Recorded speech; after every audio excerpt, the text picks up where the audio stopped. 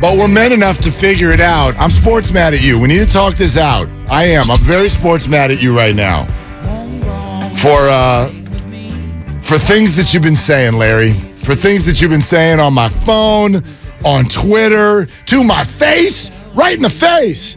I am. I'm sports mad at you today. But good morning. Good morning. Hello. How are you? I'm great to great. have you here. Did you miss me yesterday? Actually, I did. And I actually don't think that this sports mad would be happening if you had been here yesterday. That guy yesterday was really good. He was. What's his name? That guy was good. Yeah. Well, he goes, sometimes we call him Hot Take Jake. He's got takes.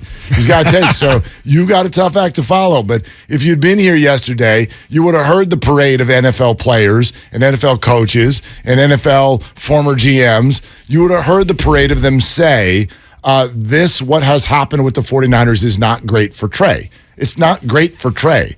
It doesn't have anything to do with anyone's specific opinion about Trey. I want to walk something back if anybody, like you, Larry, misunderstood anything that's been said this week. I don't even have an opinion. I don't know how I could have an opinion about what Trey Lance is going to be. How could you? Do you have one? Yes. I have no idea. How could you know what he's going to be? It's not an opinion and knowing are different. Okay. I have an opinion based on watching him a lot and based on and seeing similar players in the past or players that I think are somewhat similar. I got a pretty good feel for how I think Trey's career is going to go. Okay. And that is exciting. Wonderful. I would like to wait and see what he looks like as an NFL starter this year, and my hope is that he plays 17 games for the San Francisco 49ers.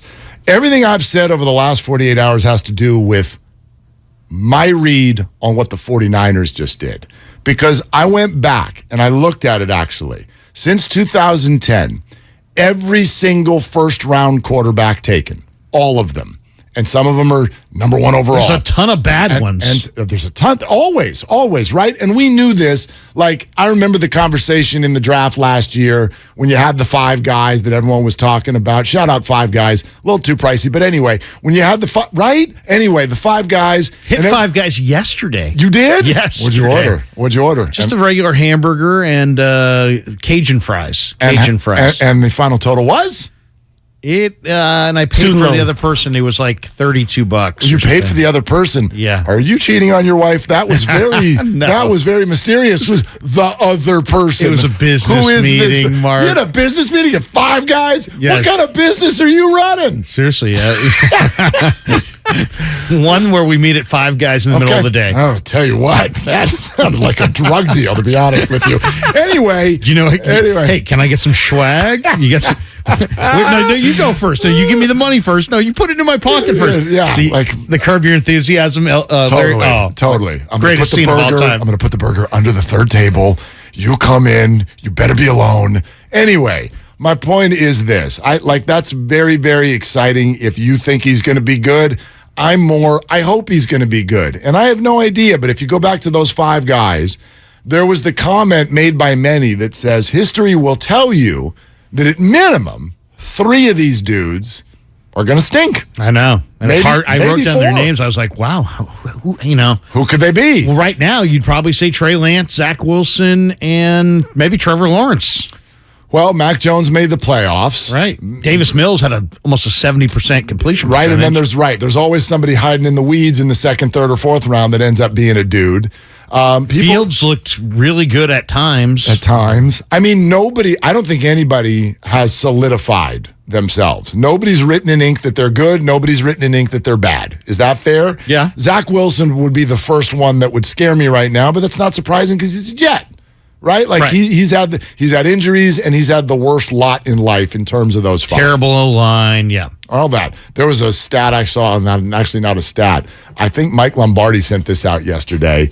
The Jets had a flurry of their cuts. I saw that. All go elsewhere. All get picked up. That's not a good sign. So Lombardi goes, so one of two things is true.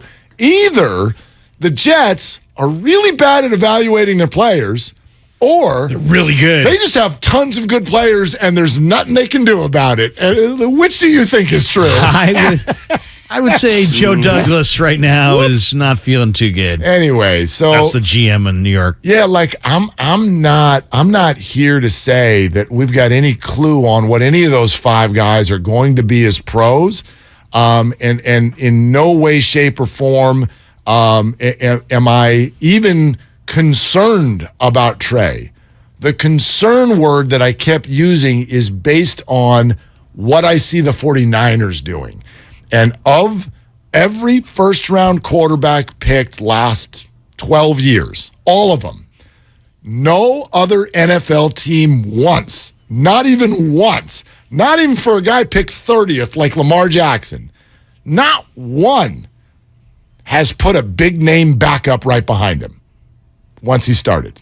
Never. How many of those teams were top-tier playoff contenders or Super Bowl contenders? Way less than half. Obviously, if you're talking about the guys who get drafted in the top 5, then the 49ers are the very, very rare circumstance where it's a good team. But guys picking quarterbacks late, Lamar Jackson being the first example. So Lamar ended up actually, you weren't thinking, we're going to give him the keys. I think it was still Flacco at the time, right? When they drafted Lamar Jackson. And then it got to him a little bit earlier than they thought. And then it was like, we kind of got something here and blah, blah, blah. And then once Lamar's the guy, same thing. Get Joe out of here. We're not going to leave Joe here because the locker room likes Joe. The locker room's won with Joe. There are people here who won a Super Bowl with Joe. So we better get Joe out of here because if our young guy struggles, the locker room's going to want Joe. So you can hate my read on the 49ers. I got no issue with that. But my read is that they're concerned. You love Trey. You're rooting hard for Trey. Of course. I'm saying is the move all year. There's a big sentiment out there for this Jimmy Garoppolo move, which is an overwhelmingly great move. You had a quarterback who was making $25 million due to make that, who's now in your backyard as your backup for $6 million. You strengthened your team. It helps your Super Bowl chances. It assures you of depth and competition at the most important spot on your football team. These are all positives, overwhelming positives. And yet there seemed to be this underlying theme of, what does this do for Trey? And you know what? It could happen, Mark, that I think Trey's like Alex Smith. He's probably going to take some time. It's going to take some time. Where do you think he sits on the odds that just came out? First QB benched of the year. We'll tell you that coming up next. Larry is off of his one-day Mark Willard imposed suspension. It's Larry in for Dibs. Willard and Dibs, 95.7 The Game. Everything, our farm, our stand, our pop-up shop, it really all started when we discovered the benefits of local, raw honey for our family. And then we decided to turn it into a business. We were looking for something to help us get up and running. So we got the Chase Business Complete Banking Account. It's more than a bank account. It comes with Quick Accept, which lets us take card payments anytime, anywhere in the U.S. using the Chase mobile app. Plus, we get same-day deposits at no extra cost. For us, it's more than honey. It's about sharing a little sweetness with the world. Get the Chase Business Complete Banking Account with the essentials you need to help get your business going. Learn more at chase.com/business-complete-banking. Chase for business. Make more of what's yours. Quick Accept is not available in U.S. territories. Enrollment required. Usage subject to approval. Same-day deposits available for payments before 8 p.m. Eastern Time, Sunday to Friday. Fees and rates apply for checking and processing. Limitations and restrictions apply. Participants compensated. Merchant services provided by Payment Tech LLC and WePay Inc. Subsidiaries of J.P. Morgan Chase Bank and a member FDIC. Breathe new life into life at home with IKEA Festival. 10 topics, one purpose. To get more out of the homes we love. What are you passionate about? Art, dance, music, food, fur babies?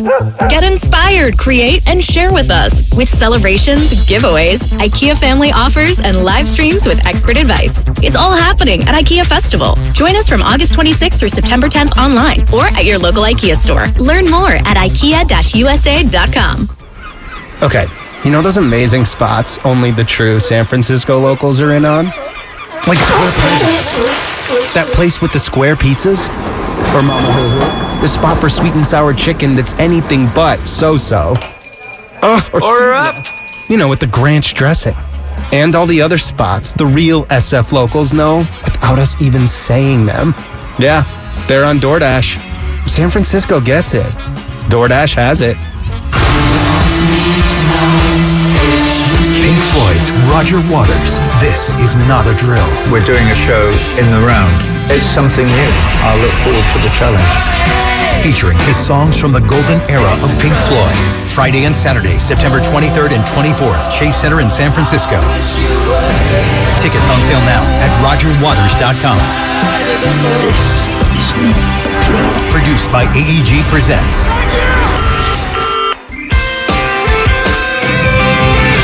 1877 Cars for Kids. KARS Cars for Kids. 1877 Cars for Kids. Donate your car today. 1877 Cars for Kids. KARS Cars for Kids. 1877 Cars for Kids. Donate your car today. Donate your car today at carsforkids.org. Your car, running or not, can be picked up as soon as the next day. No title, no problem.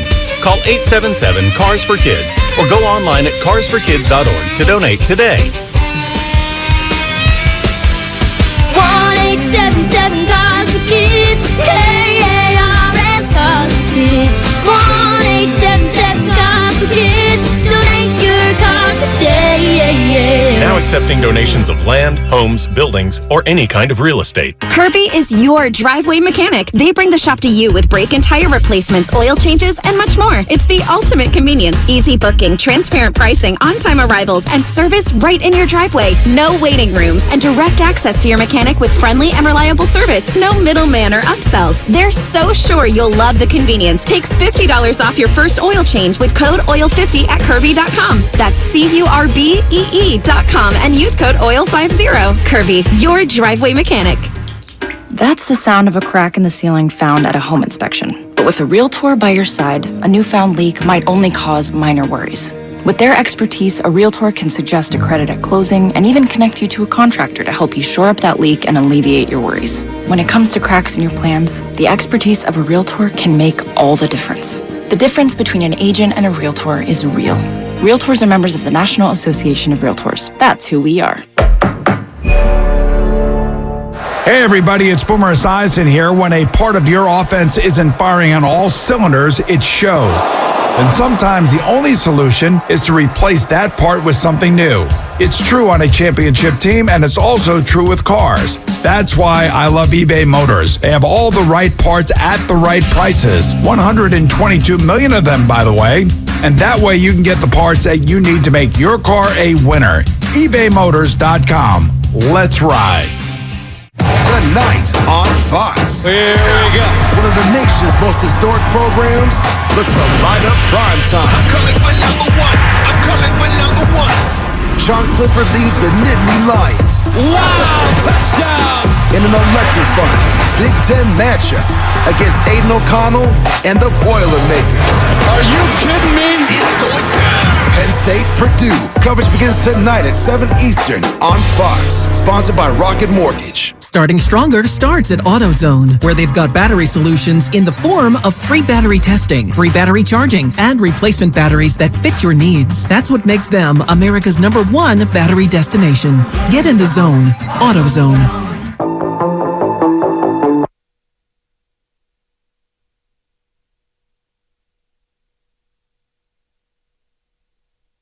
Now, back to Willard and Dibs on 95.7 The Game. 415. So, I love when you get the extra O's. I love to text that way too. So, about your take. Dad, you're so lame. So, could you give me another $20? Because the 50 you gave me is not enough. The Giants are so freaking boring. Well, that's just true. So, Willard, there's a problem with your take. Isn't Flacco backing up Zach Wilson? Just saying. Big name backup. We got a so and a just saying in the same text. Ba-bow. Is there a G on the end of the saying, or is it just saying? No, there's actually a G. Oh, okay. So we no slang. But thank you, 415. And so there's a big problem with your text. Joe Flacco's not a big name anymore. He's at the end of his career. That's completely different with a different organization and a different player. But Joe Flacco, back in that day with the Ravens, was a former Super Bowl winning quarterback with some of the same teammates who had the ring with him. And so when Lamar got the job, bye-bye, Joe. Thanks. We can't have you in here because what if Lamar struggles? The teammates are going to start to whisper. So I guess that's the only point. There's nothing. I don't ever want any of this conversation to go to Trey. It's really, in an odd way, about the play on the field. It's not about him. It's about the team, the decision they made, the presence that is Jimmy. It's not about, like, Trey can't do anything wrong here. He can just go shoot his shot. He can be as good of a player as he can be, and we'll see what that is. And if it's good enough, awesome. And if it's not, then there's going to have to be a pivot. But I wonder, I've been wanting to ask you this since you walked out of here 2 days ago. You don't disagree with this, do you? I do. Okay. This isn't great for Trey. There's you don't think this is good for him, do you? There's a lot of different ways you can shape this, for sure. I mean, it could go a lot of different directions, really. Ultimately, there's a race anytime any quarterback jumps into the NFL. And the race, and this was explained to me years ago, the race is, can you learn what to do, come up to speed, adjust to the speed of the game, and settle in before your body gets beaten up by the hits that you take from the incredibly athletic, powerful, explosive defenders that reside in this league. So, yeah, if he sat this year instead of getting his butt kicked, and that saved him from, blowing out his knee or breaking his clavicle or separating his throwing shoulder, things like that potentially could have long-term, that would really be diminished on the back end, then in that case, it would help him. But overall, I also think competition is a positive. Just because he may not play that many games this year, as many as we want to see him play, but Alex Smith was drafted, first pick in the 2005 draft. He became a 3-time Pro Bowler. I think his first Pro Bowl was like 2013. Right. So it took a while. I'm not saying it's going to be the same deal, but it doesn't, just because Trey may not be good this year, and I'm just saying he may not be good, he may be great, but if he may not be good this year, but it doesn't mean that he's not going to be a future Pro Bowl quarterback, and it wasn't a hell of a pick, and maybe the best pick of the quarterbacks in the last draft. I'll agree with that. So it can be both this year.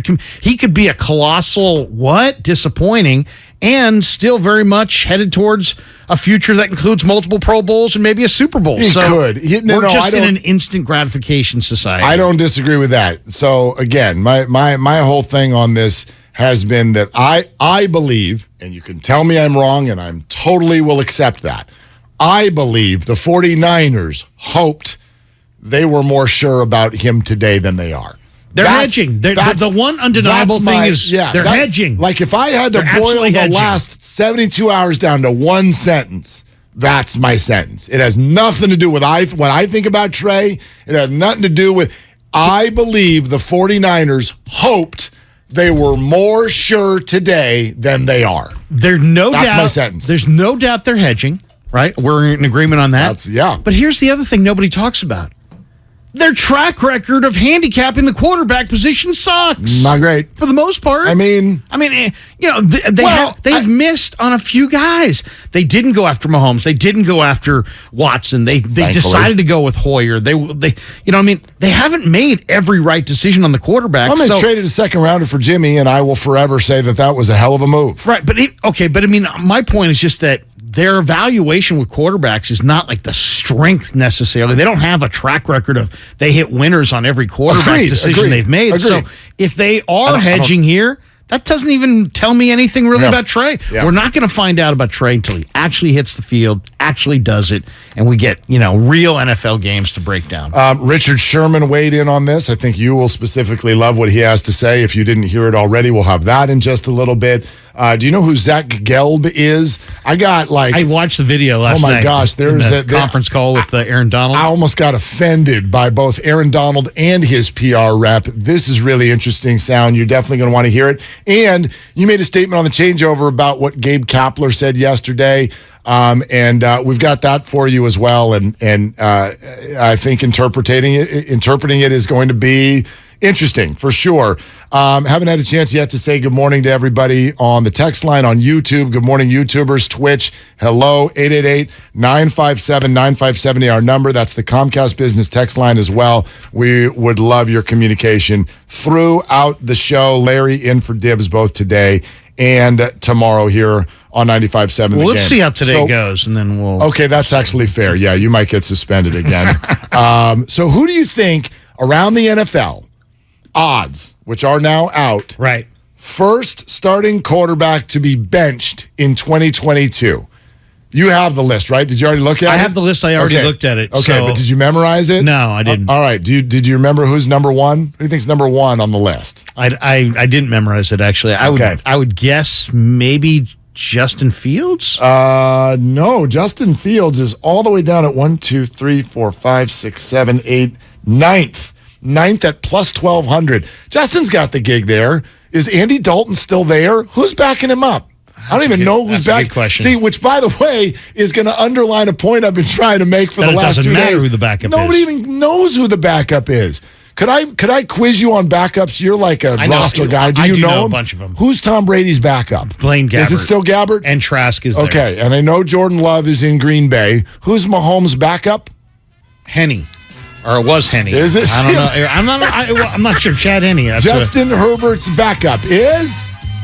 It was Tyrod. But Tyrod's in New York. Is it the guy who's made a ton of money as a backup? Chase Daniel? You're gonna keep. I'm gonna like my Chase answer. Daniels. My answer to anything you ask me right now is gonna be I don't know. I just like I don't know. Who's Stafford's backup? Oh, in L.A. Jimmy Garoppolo. No, is it? It's some guy named Wolford or Wofford. Wolf Blitzer?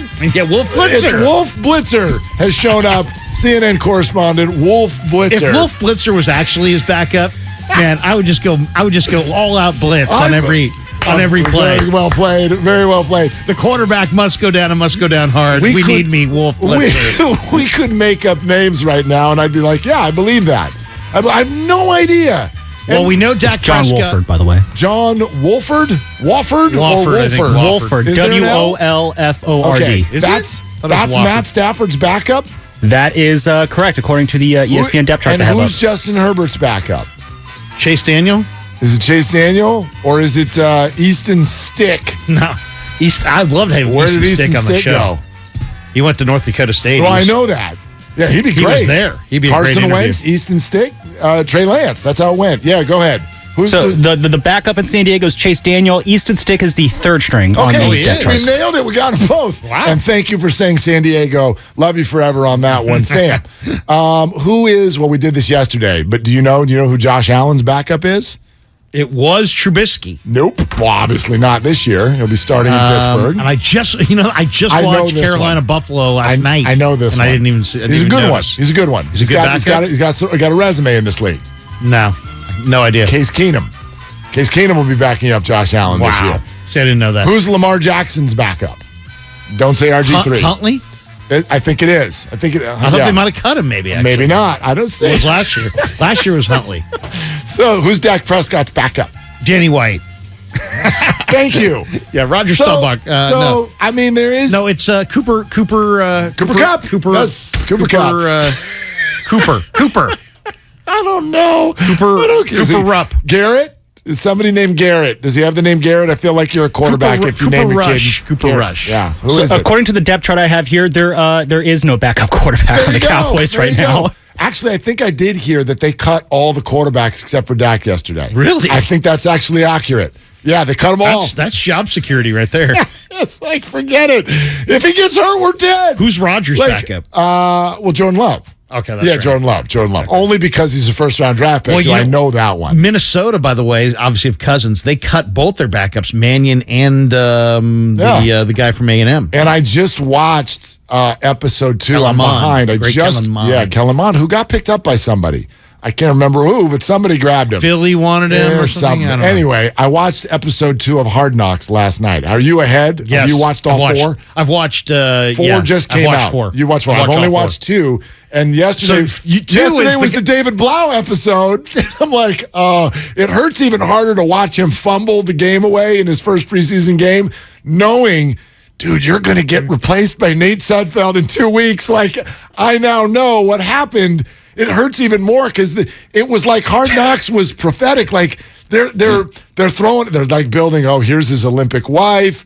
And, I love you, honey. Like, that didn't go well. You can tell he's worried he's going to get cut. And I'm watching this 24 hours after he got cut. I'm like, oh God, David, my 13-year-old. I want to climb in the TV screen and go, dude, you get caught. I want to give you a hug. You all right? My 13-year-old walks in the room, and I'm like, man, Dan Campbell's awesome. And he's like, Dad, you can have one ass cheek and 3 fingers. I still want to kick your ass. I'm like, that is such a great Dan Campbell line. I will say, like, Dan Campbell showed up last year with the Lions, and everyone thought he was wackadoodle, and I was at the front of the line. Yeah, I'm like, don't bite my kneecaps. You're weird. Like, just... I thought it was going to last like 7 weeks. Right. I'm like, chill, bro. Like Detroit Tom Sula. I hate that stuff when you're just like, you know what I mean? Like, you're a football coach. You're not a CIA agent. Like, calm down. Okay? But when you watch, he does bleed into you a little bit. Like, he seems like an inspiring kind of good guy to be around. He's the perfect head coach for Jared Goff, too, don't you think? Absolutely. Jared Goff needs a little bit of that. Goff could be sneaky okay this year. Yeah. Maybe I'm just watching TV. I think they might be sneaky okay. We're going to get into that later. Yeah, okay. Not good. I'm not going to lose it here. But yeah, they could go 8-8. They could be 8-9. Absolutely. Yeah, they're not going to go 8-8 because that means something happened bad. But anyway, number 1 on the list is Geno Smith. Geno Smith is at plus 500. I don't know. I disagree with that because Drew Lock looks so bad. Terrible. That he probably is not going to be in the league. So I think Geno might actually have good security there. Who else is on the list? So number 2, any guesses? Number 2 to be benched. This one's actually weird to me. This one I disagree with because who are you going to turn to? But Kyler?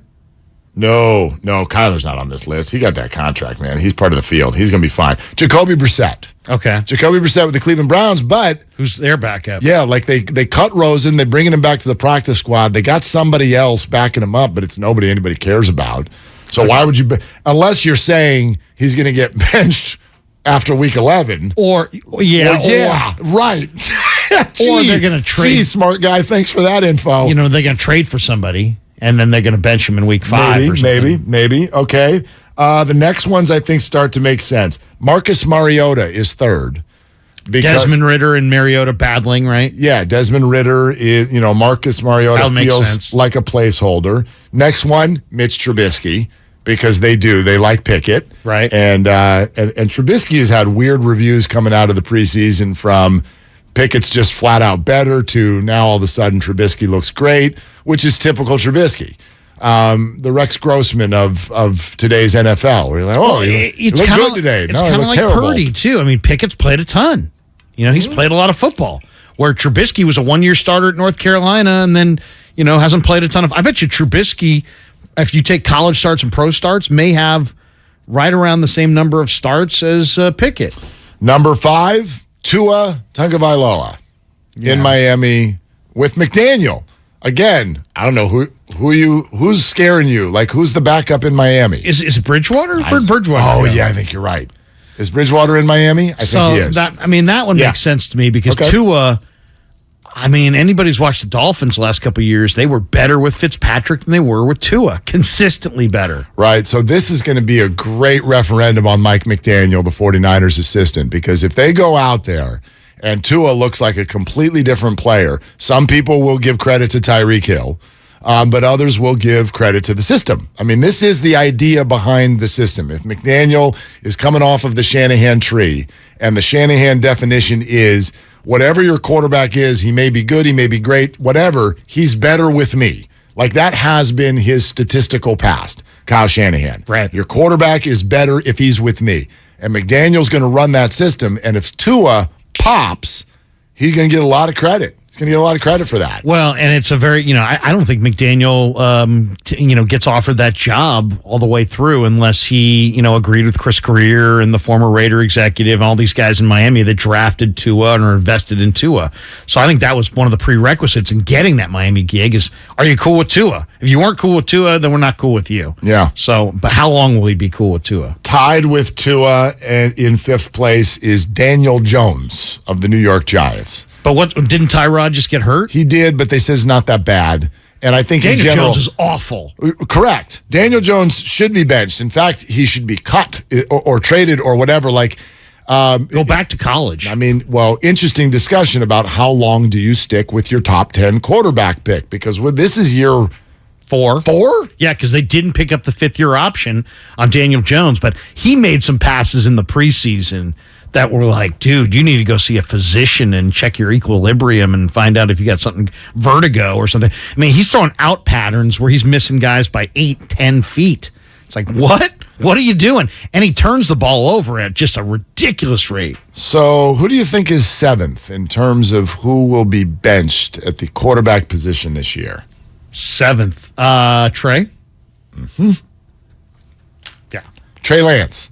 Now, this is kind of my point.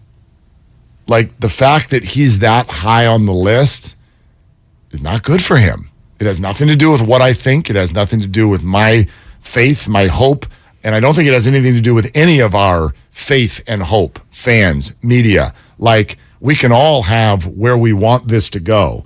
But the reason that so many NFL players, coaches, so many of us here looked at that move a few days ago and went, that's not good for Trey, is this piece of paper with odds on it right here that are suggesting now, before the man has even started his first year as a starter, they're suggesting now, there's a good chance that you're going to get bumped. And what's that based on? We shouldn't be having that conversation because this should be the time where you would turn the keys over to Trey Lance and say, sink or swim. But we're not in sink or swim. We're in swim, or we'll do something else. Well, I think they're all wed to Trey. I don't think you're going to see Jimmy at halftime at Soldier or anything like that. Unless, that doesn't mean he got hurt. But Shanahan is not going to waste another year on quarterback issues. So he wants a deep room of guys he can win with. And if he thinks Trey's going to figure it out, I think they feel like they got the right guy. But guess what?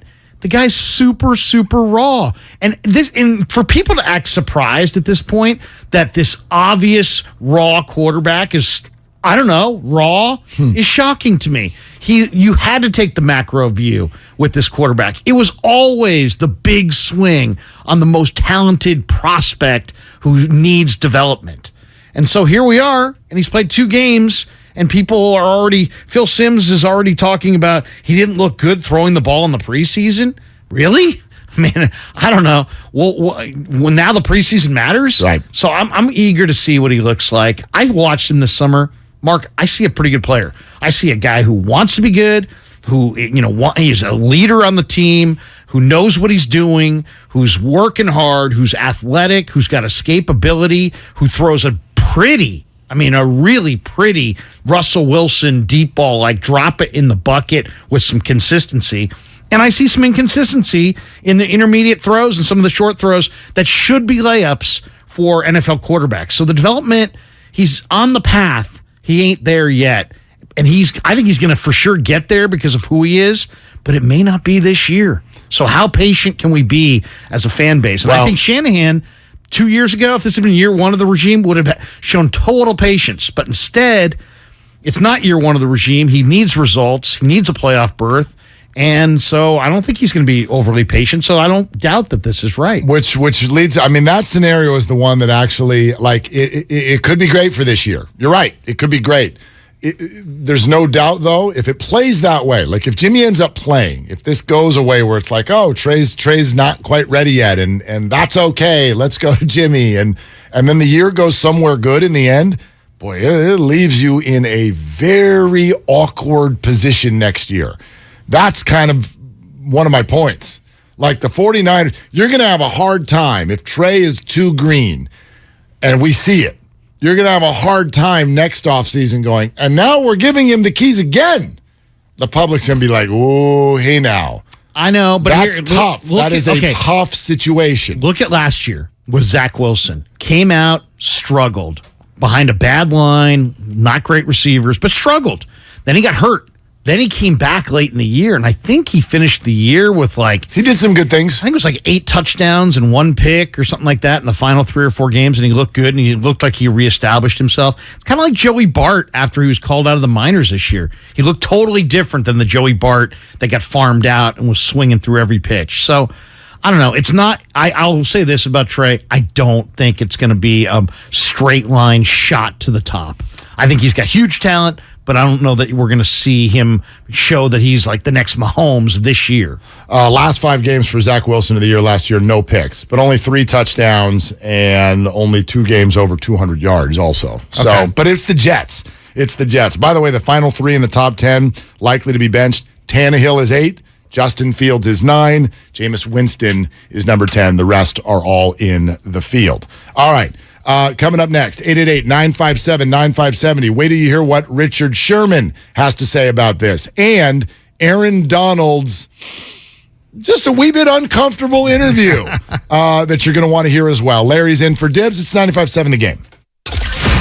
Coming this Labor Day. I'm dead serious. Take a seat at the Red and Gold Round Table. Are you guys ready? Are you guys ready? Hell yeah! Monty Hill, Kyle Madsen, and Damon Bruce bring you 4 straight hours of 49ers talk. Don't do that to Jimmy. Come on.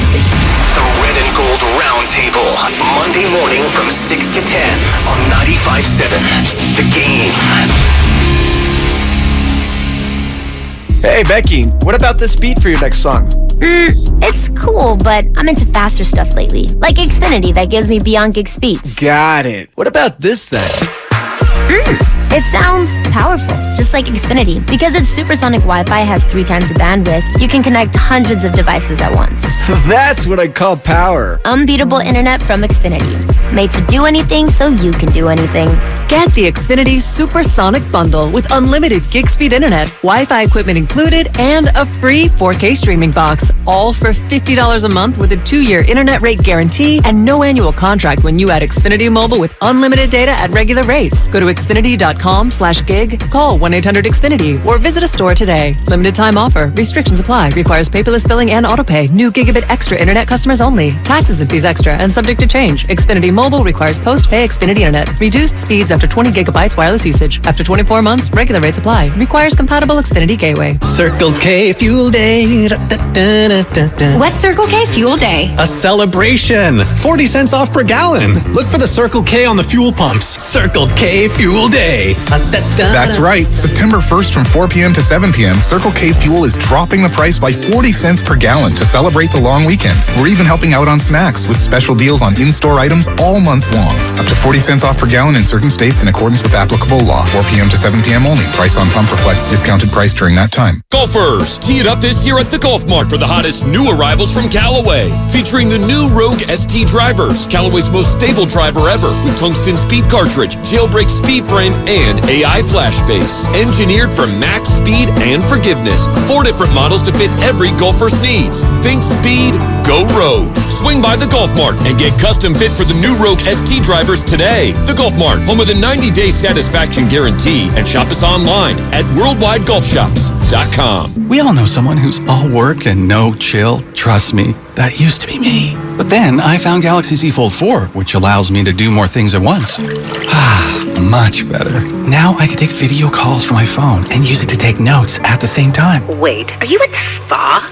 Or check my shopping list while ordering more scented candles and face masks on the foldable, expansive screen. Don't take your to-do list one line at a time. Multitask so you can relax. Get the new Galaxy Z Fold 4 at Samsung.com today. Are you looking for a rewarding new career? Join the United States Postal Service and apply for roles nationwide. Serve your community with pride and receive benefits including competitive pay and opportunities for advancement. Whether you are looking for full-time, part-time, or seasonal positions, we have options that may be perfect for you. The United States Postal Service is an equal opportunity employer. Apply now at USPS.com/careers. Whether you're buying a new car or used one, it's a big investment, which is why you should choose Pennzoil Platinum. It helps extend the life of your engine and protect it up to 15 years or 500,000 miles, whichever comes first, guaranteed. That's because Pennzoil's base oil is made from natural gas and 99.5% free from engine clogging impurities. The proof is in the Pennzoil. Enrollment required. Keep your receipts. Other conditions apply. See pennzoil.com/warranty for full details. Find it at Firestone Complete Auto Care. Some fans gear up for game day, but some fans follow their team every day. That's why the Locked On Podcast Network has a daily podcast for your favorite NFL team. Every trade, every overtime win, every game. Our local experts cover the biggest stories around your team every day. Search Locked On plus your favorite NFL team on the Odyssey app or wherever you get podcasts. The Locked On Podcast Network, your team every day. I'm Bob Burke, founder and chairman of Burke America Parts Group, a family of brands that includes RepairClinic.com, an appliance and HVAC parts solution company that's grown into an international brand. Before AmericanEagle.com, we partially launched a new technology platform developed by another firm. American Eagle helped take our technology to a whole new level with digital marketing, software development, and business insights into our key markets, appliances, HVAC, and outdoor power equipment, and did so both on time and on budget. AmericanEagle.com has the resources, experience, and talent needed to produce solutions. Our new technology platform, developed by AmericanEagle.com, has produced tremendous results with higher traffic, conversion, engagement, and online revenue. If you have any home repairs you need to take care of, check us out at RepairClinic.com. If you need a world-class website or technology project, then I would highly recommend AmericanEagle.com. Call AmericanEagle.com at 773-NETWORK. That's AmericanEagle.com, 773-NETWORK. Do you have 3 ex-wives and your current trophy wife wants a life insurance policy 3 times the size of the policies you had to purchase for your previous mistakes? If so, you need to call Big Lou at Term Provider, 800-200-1966. Big Lou is intimately familiar with your problems, and if you're 50 or 60 years old and in reasonably good health, a $1 million policy should only cost about $100 to $200 per month. Big Lou may have a solution for your previous policies as well. You may even save enough money to lighten the load on your new $1 million policy. Remember, call Big Lou. He's like you, except he's only on number 2. Call Term Provider at 800-200-1966. That's 800-200-1966 for $1 million in term life insurance that you can live with. Call Big Lou at 800-200-1966. 800-200-1966. You're listening to 95.7 The Game, kgmz-fm at HD1 San Francisco. Always live on the free Odyssey app.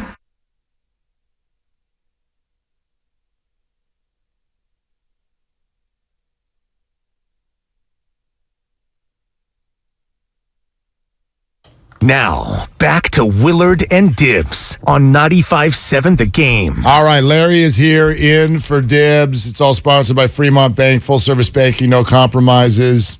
Have we made up? Are we okay? I'm good, dude. I was sports mad at you today. I know, but I feel like we've taken some I have a feeling strides. that we've been sports mad at each other. That's true. Many times, actually. That's very true. Well, we've actually done stuff with our families, and we get along good. But even with our dogs. Yeah. Even though you stole my dog's name, which is very I'd like to give it back. I've confided in you when my kids are not around that I don't like my dog's name. It doesn't fit her. My dog looked freaked out last night, by the way, Mark. We had power outage in Walnut Creek at like 1 o'clock in the morning. Oh, that's no good. Well, how could you tell? Because all of a sudden there was a huge explosion and everything. Oh, no, I was watching TV. You're still up at 1 in the morning? I never go to bed. Are you before. A maniac? Yeah, no, I am, I guess. I haven't seen one. Actually, I did see one in the morning. What time do you go to bed? Oh, well, normally... I go to bed. If I tell my kids, if I go to bed before 1 a.m., I'm probably going to die. I'm an 11:30 guy. I'm an 11:30 guy, but that's usually after passing out on the couch for an hour till. Like, I can't stay awake. I've told you this. Like, when people go, have you watched fill in the blank? No, I tried, I fell asleep. Yeah, well, that's like the Giants. I fall asleep almost every night watching Did you watch that. the Giants game? I tried. I watched the first, the second, the eighth, the ninth. Yeah, like, dude, if I stop, you know me, like, I'm moving, man. If I stop, gone. Right. Gone. It's amazing I drive anywhere without falling asleep. But anyway, you were saying power outage. Power outage, the dog freaks out. It was like, it was 1 o'clock in the morning, and like it was already kind of dark in the house, but there was only a couple lights on. But once all the lights went off, right. I found a flashlight and put it up on the wall and just basically leaned it up there on the so anyway, I guess it came back on like 4 o'clock in the morning, but that always sucks. If you're watching something late at night, watching a movie, and all of a sudden, boom, gone. I'd like to rename the dog. You can have Penny. I'd like to rename her Redwood. That's what I wanted to name her. Right. But I've tried, and she doesn't answer to that. She doesn't answer to Redwood? No, I'm like, hey, Redwood. And she's just like, no. She answers to Penny. And her name before Penny was what? Tulip. Tulip, yeah. That's what the shelter. Yeah. We're like, well, it's not that. I don't know what her name is, but I know not that. Right. Tulip.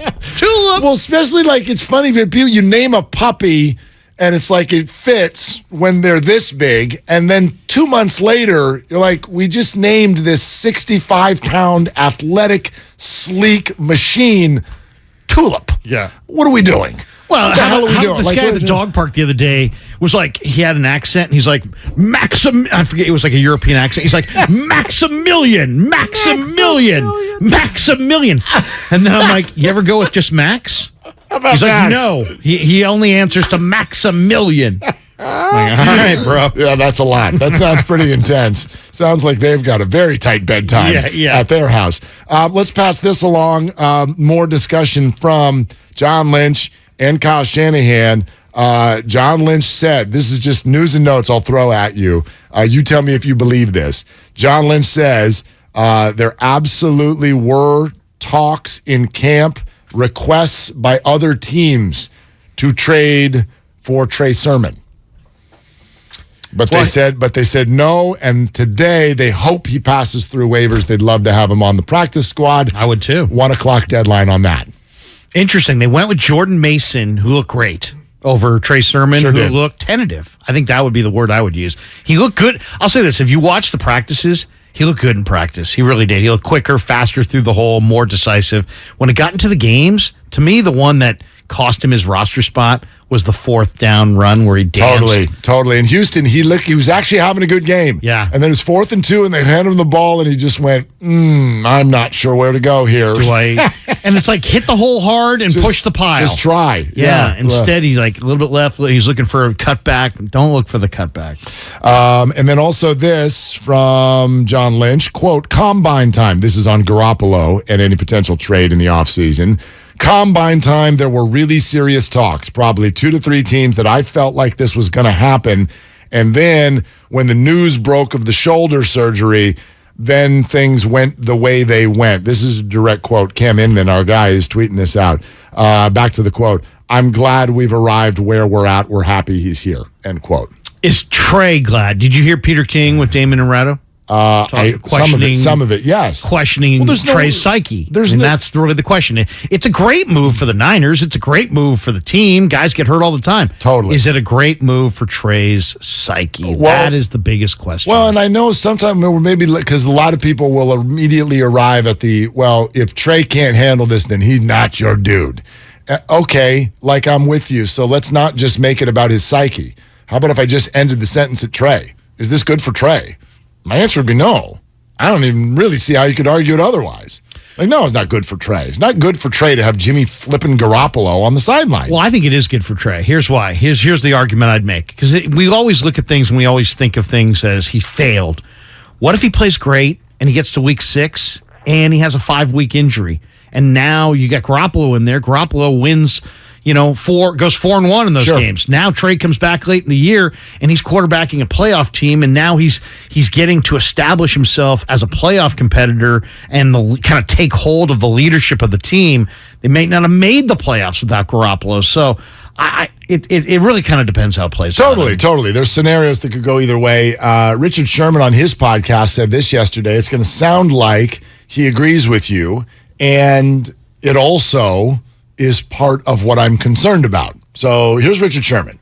Why not have two engines? Hey, I got a Ferrari, and I just got this freaking brand new engine, 700 horsepower. Now, I got another engine that's about 500 horsepower. I know it. I've had it for years. I know exactly what I get. But this one can really take me there. Now, I don't know if it's going to blow out on the road. I don't know what's going to happen, but I know it's faster. They put that engine in. So why not keep the other one? You don't have to throw the other one away. Jimmy's happy with it. Trey's happy with it. The only people that aren't happy with it are the people on the outside.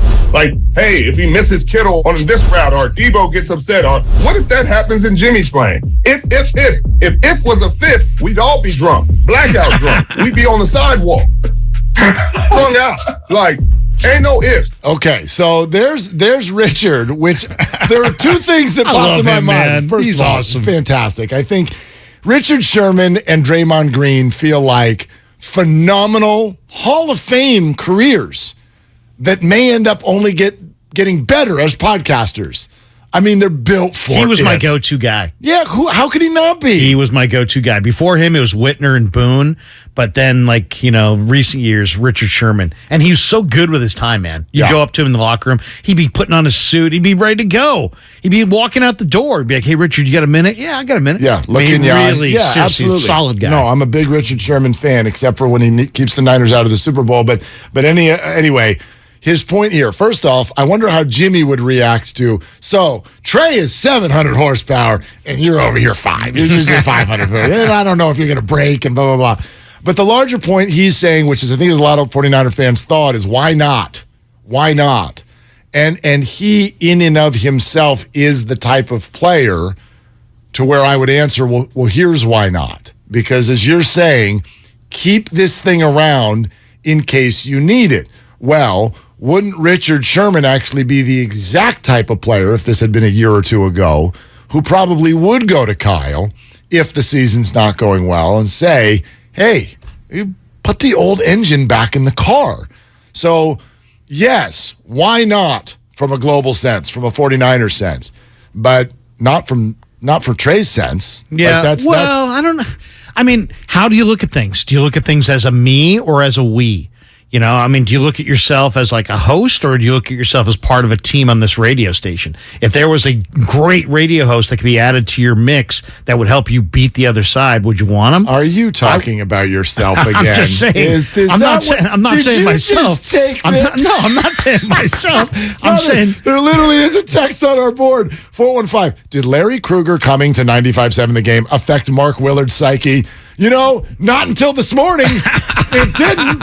It did today. Yes. But no. Yes. Other than that, no. But I want to win. You know what I mean? I want to be part of a win. Now, it's also about how much confidence you have. I think I got a lot of confidence. But you know what? I think Trey does too.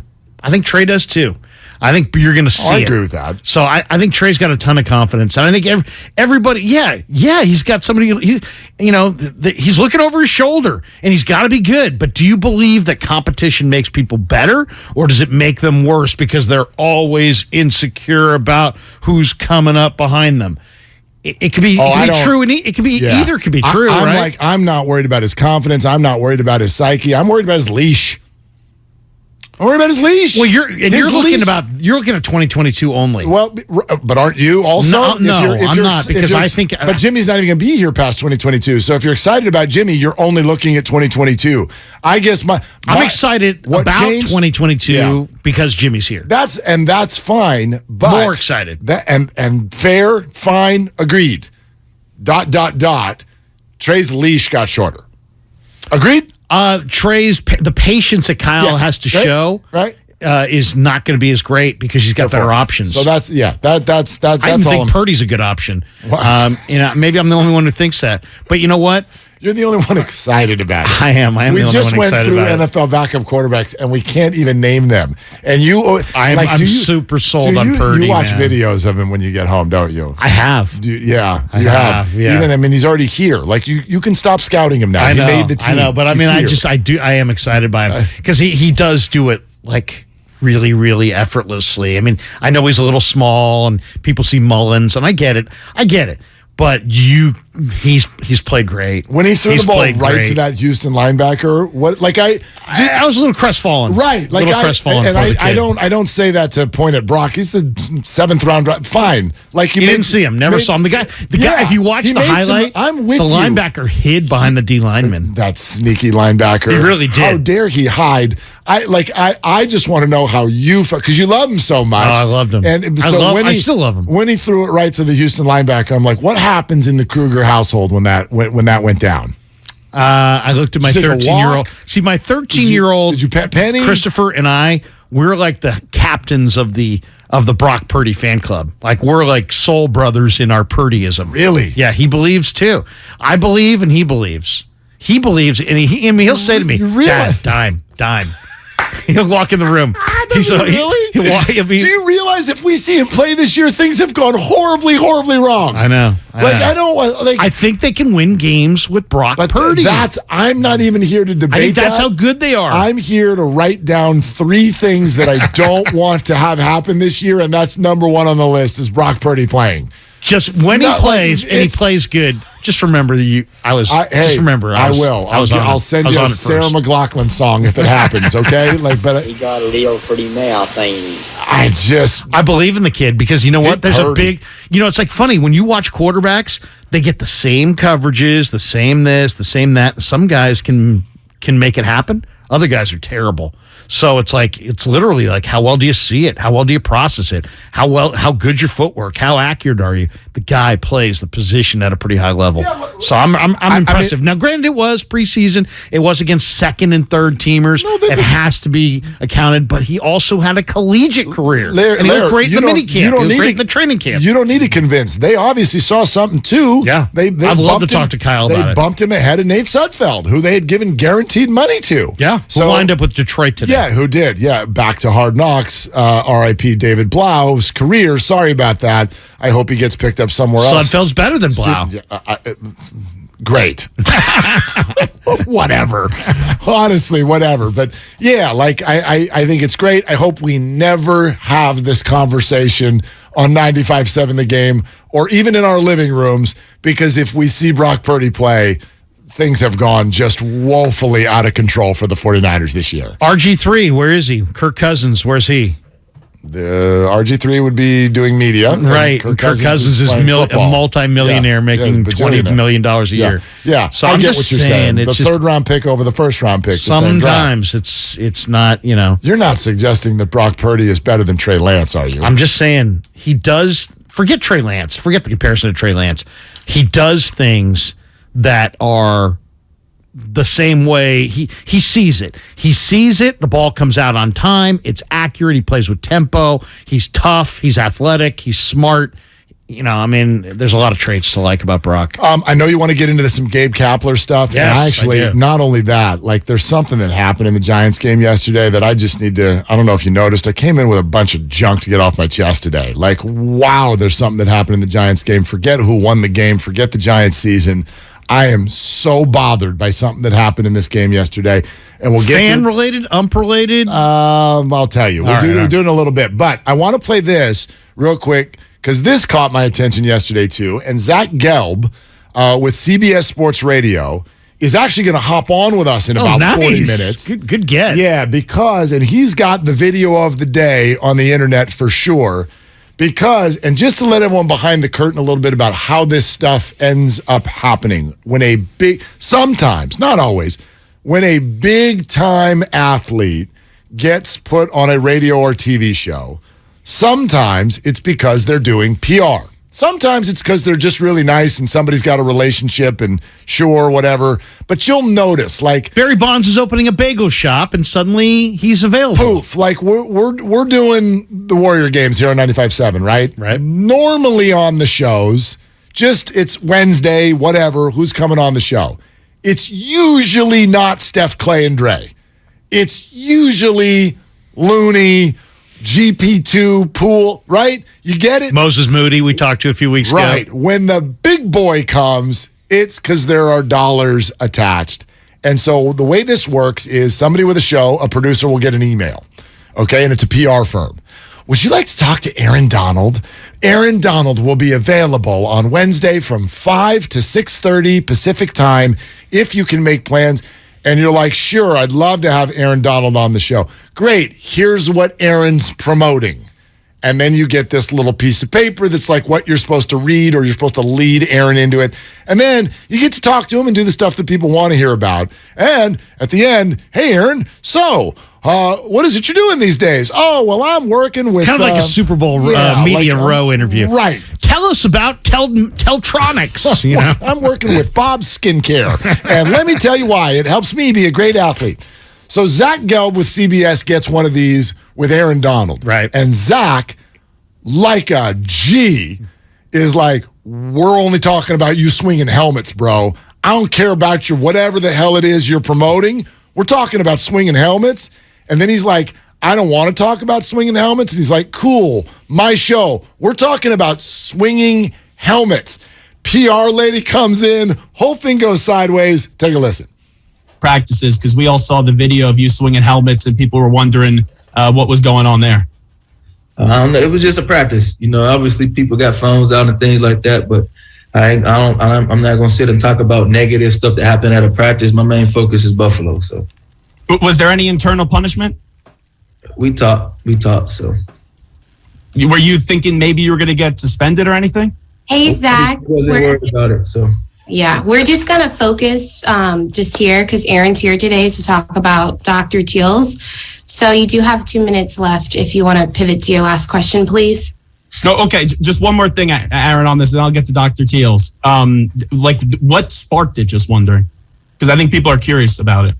Well, being a guy that's 31 years old, my main focus is football. Obviously, the physical part you do, but it's more about the recovery thing that I need to do, and being a partner with Dr. Teals and be able to use Dr. Teals 2 or 3 times a week to help my body recover. And, you know, I usually soak 15, 20 minutes in the tub, help me to be able to play at a high level and be productive. So, you learn a lot more as you get older, as far as it ain't all about work. You know, you got to take care of your body and make sure that you're able to play at a high level and be able to partner with Dr. Teals, a product that I actually use and love. Been great for me the past few years, and I'm going to continue to do it as long as I can play at a high level and doing everything I need to do to take care of my body so I can be able to perform. So. Good for him. Hey, Zach. So I know we're on your show, but let me tell you what we're going to talk about. And Zach's like, cool. No, we're not. Dude. And actually, the only thing, and I'll tell Zach this at 11 because he just did a phenomenal job there where he's like, whatever. Like Aaron Donald's ever going to come on this show again anyway. Let's shoot our shot. This is what everybody wants to know about. I would have loved, and maybe this would have been too combative, but when Aaron Donald says, like, what about this swinging helmets? He's like, yeah, it was practice. Do you think that the Bengals who are being whacked in the head by your helmet think, it's just practice? I would have loved Zach to say, Aaron, how do you justify this? It's practice. It's football. What in the hell are you talking about? It's neither of those things. It's aggravated assault with a deadly weapon within the framework of an NFL practice. What on earth? And then PR lady, like, wait a minute, Dr. Teals? Oh, my God. Like, well, I feel bad for her, too, because she's doing her job. Yeah, it's her job. But, I mean, you can't, again, you're using, if you're Zach, I'm like, you're using my show to get your word out. And now you're telling me, like, the whole idea it's of all that about is, how it's explained. It is a give and take. It's a give and take. Yes, you can use my show to promote your thing. If then I am allowed to ask the questions that people want asked. Right. That's what it is. And you can't have this sellout, everybody's got a product and we're just going to sit there and talk about your something that makes your feet odor go away or something. You know what I mean? Come on. I mean, seriously, you got to expect. I got involved in a conversation with a 49er player, it was Eric Armstead, at an event a few weeks ago where I thought it was going to be a regular interview like the one that we just had where we just listened to, where it was going to be like, ask Eric about the foundation and then ask Eric other questions. And when I got to the interview, it was clear that it was going to be kind of a group powwow all about the foundation and only. There was no room for questions. So that's always kind of a bummer, but you know what? You got to kind of roll with it. Yeah, and as long as it's kind of discussed up front Or if you're a media person working on a deadline, that's one thing as opposed to like us, where we're just talking. We want to get a great interview if we can get one. It's a little different. Yeah, I mean, part of the reason that this also caught my attention is the original story caught my attention. Aaron Donald should completely be suspended, and it's very, very odd to me that the NFL did not have jurisdiction over this. Only the Rams did, because it was quote unquote practice, but it was a joint practice. Like, has anybody gone to the Bengals and been like, so, how do you feel about this? Your players are getting whacked in the head with a deadly weapon by one of the most powerful men in this league, and you have no say over what happens to him. You okay with that? Well, I mean, that's the other thing, too. Just because it happened in the framework of a practice, now you can do things that that's not a football play. Show me the football play where you take off your helmet and hit a guy, or you take off another guy's helmet and you hit him, with a helmet. I mean, that's assault. That's going to knock somebody out, give them a major concussion, cave in their eye socket or anything, break their jaw. Totally. I mean, that's like that Bertuzzi in the NHL game where he got behind the guy and he pile drove him into the ice. That wasn't a hockey hit. And it ended up in court. Right. Yeah, absolutely. Right, it was assault within a hockey game. It's a tough play because it's football where you're like, well, there is assault on every play. But I think your point is good. Like, first of all, they weren't in the middle of a play. And second of all, where's the football move where you take your helmet off and start swinging it at people? We've seen this before. We saw it with Myles Garrett, suspended. We saw it with Kyle Turley, suspended. Like, suspended. Like, you cannot do that. And for him to be like, well, it was practice. Well, hell, you just opened your door to a lot of stuff in practice now. Yeah. I mean, they're in practices now. Like, we see the guys get away with this. Remember that one of the most famous baseball highlights is Albert Bell running into Fernando Vina. That was not a baseball play. He gave him an elbow to the head, knocked him down. Right. I've seen a couple basketball plays where guys are going up for dunks and guys take them out, and I'm thinking, man, that's not a basketball play. So it's, to me, that has to be judged. And I'm surprised the league didn't jump in. They can't.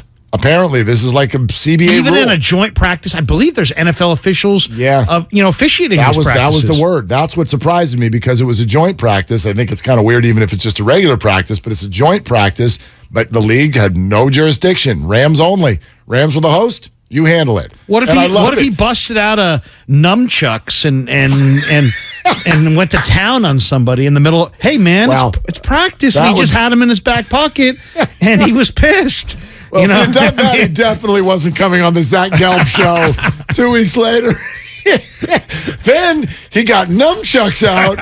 Oh my gosh. Yeah. No, they couldn't do anything. And I love it. Yeah. Did the Rams do anything? Yeah, we talked. Oh, good. Yeah. Sean McVay's like, love to see that talk. So don't do that. Okay, great. Our meeting is done. Yeah. Like, that's how that went.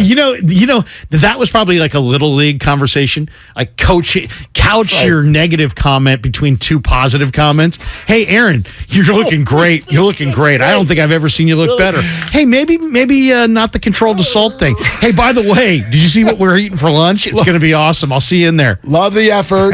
Love the effort. Yeah, the enthusiasm is awesome, and the guys are really feeding off of it. Maybe less helmet hitting, but other than that, just you're doing great, and you make more money than me, so let's move on. Yeah. All right. 888-957-9570. Your phone calls next. It's all sponsored by the Valley Transit Authority. And by the way, just yes or no, and then we'll hear from, do you feel like Kapler threw the players under the bus yesterday? No, I think he threw Farhan under the bus. Okay. All right. Let's let everybody hear that. We'll do that coming up next. Larry's in for Dibs, Willard and Dibs, 95.7 The Game. I'm Chelsea Messenger, helping you beat the books with BetQL. Milwaukee and Arizona meet for the first time this season as the teams start a 4-game set on Thursday. The Brewers are still chasing a wild card spot in the NL and are hoping to bust out the Bats. The over is hitting 8 of the last 9 games for Arizona and is 5-1-1 for the Brewers in their last 7 road games. Take those trends, and the 5-star BetQL 5-star play of the day is the over in the game between Milwaukee and Arizona. Staples has everything for school at great prices. So this year you won't go back to school. You'll be ready to move forward and master 5th grade math. I can't do this. It's impossible. Not you, Dad, your daughter. Staples will help her move forward. Right. Right now, Staples comp books and number 2 pencils are just 50 cents each. Plus, 2 pocket paper folders are only 25 cents each. Everything on your list at amazing prices. Staples, we're not going back. We're going forward to school. Ends 9/3. In-store only, limit 30. Coming this Labor Day. I'm dead serious. Take a seat at the Red and Gold Round Table. Are you guys ready? Are you guys ready? Hell yeah! Monty Hill, Kyle Madsen, and Damon Bruce bring you 4 straight hours of 49ers talk. Don't do that to Jimmy. Come on. The Red and Gold Round Table, Monday morning from 6 to 10 on 95.7. The Game. Circle K Fuel Day. What's Circle K Fuel Day? A celebration. 40 cents off per gallon. Look for the Circle K on the fuel pumps. Circle K Fuel Day. That's right. September 1st from 4 p.m. to 7 p.m., Circle K Fuel is dropping the price by 40 cents per gallon to celebrate the long weekend. We're even helping out on snacks with special deals on in-store items all month long. Up to 40 cents off per gallon in certain states in accordance with applicable law. 4 p.m. to 7 p.m. only. Price on pump reflects discounted price during that time. Hi, I'm Aaron, owner of California Deluxe Windows. Ever notice? When your neighbors get new windows, there is a large black eye of broken stucco, uneven plaster, and even mismatched paint. At California Deluxe Windows, we never leave a ring around the window. Why? Because we are one of the only companies in California who custom crafts every window and door to your home's exact measurements. Almost everyone else on the radio is a distributor. They grab a window from a warehouse, break open your walls, shove it in, and patch things up. At California Deluxe Windows, we take pride in our work. Our installation technique is so precise, we do not break your stucco. Your house could be covered with potato chips, and we wouldn't crack one. Call now, and for a limited time, you get 30% off your entire order and 24 months of interest-free financing. 800-874-3600. 800-874-3600. That's 800-874-3600. California Deluxe Windows. Windows engineered for life. Certain terms and conditions apply. CSLB number 774518. Every search you make, every click you take, they'll be watching you. Are you tired of being tracked online? There's a simple solution. DuckDuckGo. It's an all-in-one privacy app with a built-in private search engine, web browser, one-click data clearing, email protection, and more. All for free. Download the app today and get the most comprehensive privacy protection with the push of a button. DuckDuckGo. Privacy simplified. Attention veterans. If you were stationed at Camp Lejeune between 1953 and 1987, you and your family may be victims of toxic water poisoning. You could be awarded financial compensation for your suffering. Cancers, birth defects, deadly illnesses have all been linked to the contaminated water. Congress is now holding the government accountable, but you must act now. Get your free case review. Call True Law at 877-560-8555, 877-560-8555, or visit sickvets.com. That's sickvets.com.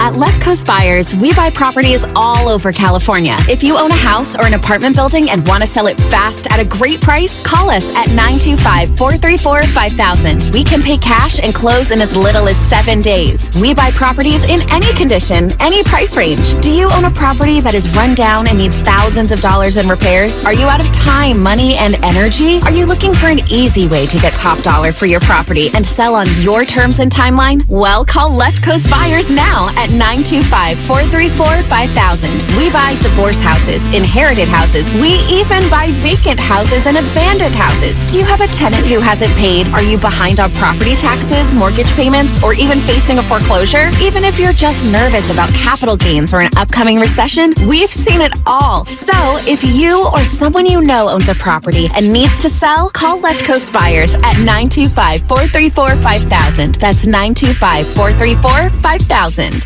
Don't waste your time trying to sell your old car. Donate it to Cars for Kids. It's the easiest and fastest way to donate your car and get a tax deduction. Donate online at carsforkids.org. That's cars with a K. 1-877 Cards for Kids. Donate your car today. Realtors abide by a code of ethics. This is Article 9 in action. Beth, a first-time homebuyer, knew nothing about the home buying process, except that she wanted to buy a home. But her realtor had the expertise to make sure Beth understood every document. even giving her copies to review with her lawyer so Beth could close on her first home with confidence. Complicated things explained in simple terms. The difference between an agent and a realtor is real. Realtors are members of the National Association of Realtors. That's who we are.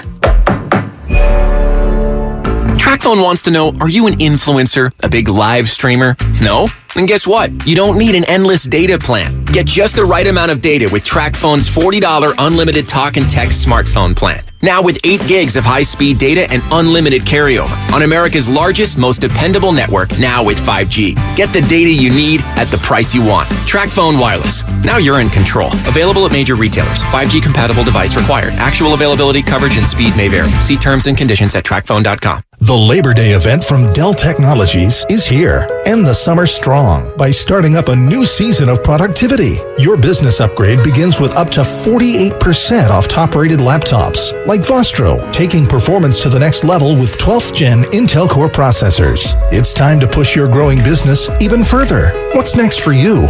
Upgrade today by calling 877-ASK-DELL. That's 877-ASK-DELL. Nachos! Hey, I'll take some. And some Frank's Red Hot. Nah. You're just gonna eat these boring nachos with no flavor. Frank it up!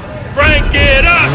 This guy finally gets it. It's the perfect blend of flavor and heat. Frank's Red Hot. I put that on everything. The Stadium Tour is rocking the Bay Area. September 7th at Oracle Park, featuring Def Leppard, Motley Crue, Poison, and Joan Jett and the Blackhearts. For more info and tickets, visit livenation.com.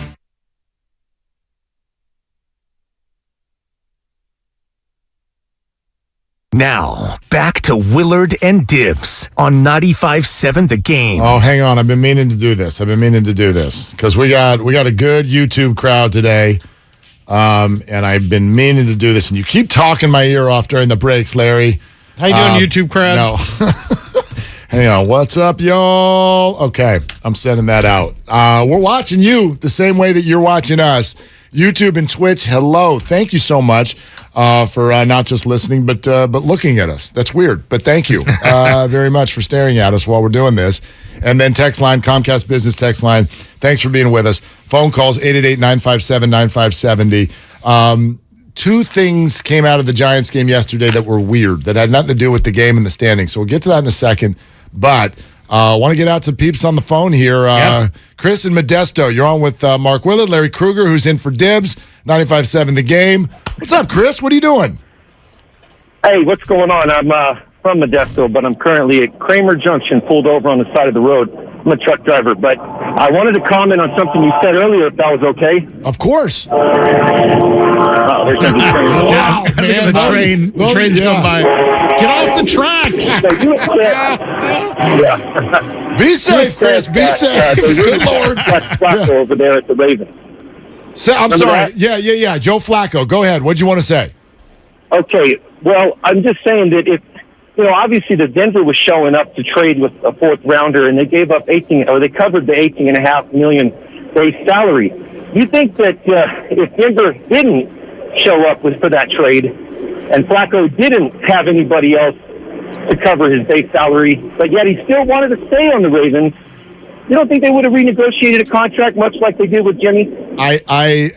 Chris, I'm gonna answer this straight up. I really don't. Now, I'm also going to add in, you've painted some very, very accurate portraits of how different that was than this, right? And it probably would have been similar had Jimmy not had to get shoulder surgery. We all agree on that. Right. If it hadn't been for his shoulder surgery, there probably would have been a deal. He would have been elsewhere. But my main point, even though I acknowledge all of the things about this that do set it apart and make it a little bit different than others in history, I also do want to point out that the norm for always and forever is that when you got your first round guy and you're ready to hand him the keys, you clean out the garage and you make it easy for him to park the car. Like that is the way that the NFL does it. You don't put a question or put something on a guy's back when you're sending him out there to do this for the first time, because it's really hard, like what Trey Lance is about to do.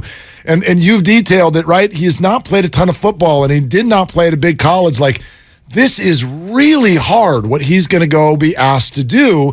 And he, in a perfect world, would have the full faith and time and patience and everything to go do that. I get why it isn't that. I understand the 49er roster, the shoulder, all of those things.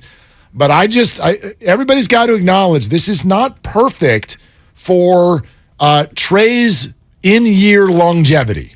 It's not. They've dialed up the heat on Trey. Definitely. And basically made it so if he struggles, they have options. And is that good for Trey? Maybe it's good. I think, competition makes everybody better. If it makes him better, if it makes him look at his playbook longer, if it makes him look at the game plan longer, if it makes him a little bit more dedicated to his craft, because he could potentially lose his job. So is he motivated out of everybody's motivated by something different. Some people are motivated by money, others by fear. If he's motivated by fear, maybe it's a good thing. I've not been struck by him in any way, shape, or form that he was short on motivation. And I'd also argue that he already was in a race against Jimmy Garoppolo, but not the current Jimmy Garoppolo. He was in a race against what Garoppolo was over the last 5 years. Trey Lance is taking over a Super Bowl-ready roster, and it's a roster that has been to the NFC title game twice in the last 3 years. And so that was his bar already. Like, if he comes in, and I don't think anyone was demanding that in year one. Like, we get what's going on here, but don't you think within the first 3 years, if Trey hasn't gone on at least one seemingly deep playoff run, people's arms would be up and say, "Why'd you get rid of Jimmy?" It's interesting because this team's different than most teams. Most teams, I think you're right, the quarterback would come in and be like the central figure, the star, the face of the team. With the 49ers, it always feels like Jimmy wasn't necessarily that, like Kyle was that. And now I'm getting the feeling that maybe Kyle is still that. You know what I mean? Kyle can win with different quarterbacks. Kyle's offense is the star of the show more so than the quarterback. Maybe that will evolve over time, but it seems like a little bit different dynamic because of Kyle's stature as maybe the preeminent play caller in the game. Maybe, but I think the thought has been throughout Jimmy's tenure that it's like you got this Kyle offense. If you just had a quarterback in here that was dynamic to go with it, you'd be unbeatable. You'd be unbeatable. Like, there's Kyle, and that gets this whole thing right on. Like, look at the Final Four last year. What do we got? Or even the Final 8 in the playoffs. What do you got? It's just all the best quarterbacks. Yeah, and then that's typically what it is. Right, and then there's Kyle. Then Kyle's over here like, why do I? So if you just gave one of those quarterbacks to Kyle, and I know it's easier said than done, but hasn't that been the preeminent thought? Man, if you married these two things, it'd be bananas. You'd be unbeatable. Yeah, no, and that's the belief. And also, we'll see. Jimmy was in a weird spot last year with Trey looking over his shoulder and the possibility of a divided room. He handled it. Trey handled it. The team handled it. Can they do it this year when the roles are reversed? We're going to find out. But it does complicate things. It does dial up the heat on Trey Lance, but maybe that's a good thing. Well, I think the kid can handle it. I really do. I think he's going to play at a really high level, and then he's going to make this point moot. I think we're going to be talking about Garoppolo trade destinations in October. I just think I'm already like energy turned up for Monday, September 12th show. I'm already turned up, which by the way, I think you're in with me. Am I? I think the you day are. After the opener? Yes. And I'm glad that is going to be a great sports radio day. Right. We get to continue that conversation that day because there are two ways that day can go. It can be like elation or controversy. Yeah. Right away. Yeah. I guess there's a middle ground. If you grind out 24-14 and Trey's okay, then I guess it's just like, all right, you're right. Like, yeah, there's some patience. It's brand new. But if he looks great, like, oh man, now you're loaded for bear. If he looks great, there'll be the people saying it's the Bears. If he looks bad, it's going to be like, time to go to Jimmy. There's Jimmy, right. Yeah. But if he looks great, like immediately you could feel like, okay, now you're bulletproof because now you got your guy, and if he gets hurt, you get Jimmy. But if he looks bad, it's immediately a thing. One question I got to ask you, and I meant to ask you the other day, and it wasn't necessarily official. I think it's official now. We have not seen any 49er representative, not Kyle, not John, no players on any platform of social media weigh in one way or another on this thing. They've totally stayed away. Is that their own call, or do you think Kyle sat there and said, guys, this is how I think we should handle this? Do you think Kyle talked to the team, or do you think he's just got a team full of guys that, for whatever reason, decided on their own to not take to social media and have any comment, pro, con, or anything? There's nobody's touched this in any way, shape, or form. Right. Is it? Other than the conference call, but you're talking about social media. I'm saying nobody's on their own giving their thoughts. It's a great observation that feels like orchestrated. It's like, I don't know about orchestrated, but it feels like in a meeting room, did Kyle say, so let's not feed the animals? Right. Right? Because they're out there. You're going to hear them. Like, sure, at minimum, you have that conversation separately with your QBs, and then you probably do it to the whole room. Because, if I'm a receiver, if I'm Debo, I've already done a lot on social media this summer. Right. If I'm Debo, I might have something to say about this, right? But no one has. So it's anything, interesting. Nothing. Not a word. Not a hint. Not even one of those. Yeah. Not even one of the, sort of passive-aggressive things that we see. Not like Ayuk saying he didn't want to how dumb the practices were in Minneapolis or whatever, Eagan, Minnesota. Yeah, it's interesting. Stu in San Leandro. Hey, Stu, you're on with Mark and Larry. What are you doing? Hey, guys. How you guys doing today? Yeah, great. How are you? Well, I'm on my way into the 99-cent store here to buy some stuff, but it's good to hear Larry, man. I haven't heard Larry in so long, and you guys are doing a great job. But well, where the heck were you on Tuesday, Stu? He was right here. Seriously, Stu, you got to get with it. Well, listen, I'm 8 years older than Ray is, so I'm a little slow. But here's the ball game. When I think of those people that are getting in fights and hitting people on baseball diamond and stuff, I thought that they were, supposed to be kind of role models for the little youngsters that were playing Little League like I was. And we didn't even have a team in 1957, and I was 10. So we were collecting, cards and things, but most of them were from St. Louis because we were mostly St. Louis fans. And all that kind of stuff happened. And then I see over and over and over again Charlie Hustle taking on Ray Fosse and ruining Ray's career, and I didn't think that was appropriate. That's why I don't think he should be in the Hall of Fame. I thought he did that on purpose. But anyway, never mind. And then of course the guy that hit Posey, like Scott Cousins. Scott Cousins, yeah. You understand what I'm saying, though? Totally, yeah, Stu, and I know, and just for people, and Stu, thank you so much, appreciate it, and spend it all on the 99-cent store. Get yourself a $20 bill and just go bananas, all right? Like, just fill the cart. But Stu is referring to the conversation we were having about Aaron Donald earlier, and Zach Gelb, who did the interview, is going to join us in about 15 minutes. But it sounds like Stu was almost ahead of his time, because I remember when not that I remember, I don't even know if I was alive yet. What year did the Pete Rose Ray Fosse thing happen? Probably early 70s. Yeah, early 70s. So I wasn't even here yet. I was too young to watch it. Yeah, but the thought then, oh gosh, come on, gussy up, like this is sports, like come on, rub some dirt on it and let's beat each other up a little bit. Stu's like it bothered him at the time.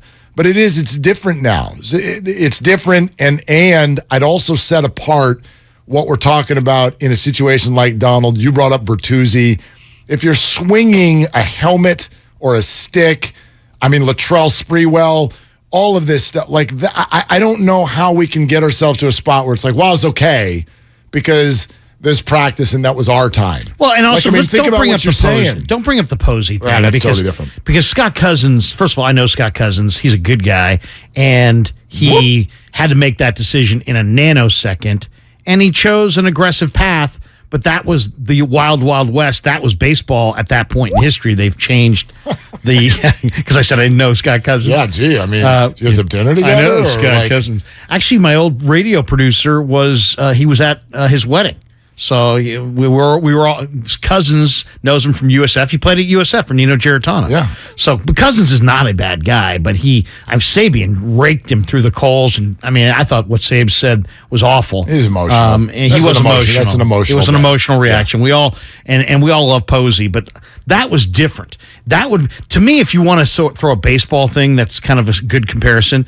To me, it was Roger Clemens picking up the sharp end of a baseball bat, hurling it in his PED rage at Piazza in the World Series in 2000. Who was also in a PED rage, but go ahead. Right. So you got a PED situation, but that was a weapon, right? I mean, that was the barrel of a bat with a sharp end, and he literally threw it right in the direction of Piazza. That wasn't a baseball play. That was I'm on roids and I'm losing my S right here in national TV. But to me, there's a framework. If it's within the framework of the game, violence is okay. If it's outside the framework and you involve a weapon, obviously that's a big difference. Even in the game, though, there's no swinging helmets. We're like anywhere. Where is this okay? What about the thing we saw in the Giant dugout with the guy? Who was it that kicked the bat? Oh, Rodon. Yeah, but that again. That's a fit of rage against an object. Not a person. You hurt your player. Yeah. What if that had killed Flores? Killed Tyrell? Estrada, yeah. What if that had... I mean, then all of a sudden now you're talking about maybe a lawsuit, right? I would imagine. I mean, gosh, that would be the next iron in the fire for the Giants season, right? If teammates end up suing each other. Not good. Speaking of which, so Logan Webb the other day after a start says, I feel like we've been complacent. Then he tries to walk back complacent a little bit and says... And I really like Logan, by the way. So I feel like it was awesome that he was honest, and he was saying to the reporters, like, it's hard in 2022 to rely on context, but he did it here because people could have easily just been, Logan Webb says complacent, but he was saying, look, I'm trying to find the right word here, and maybe, he said, I'm not saying this right. Yeah, in the middle. Maybe that's not the right word, but he sort of ended on, I feel like we just haven't played with enough fire. And so that ended up with Gabe Kapler before yesterday's game in the dugout yesterday. And here's Gabe's response to that.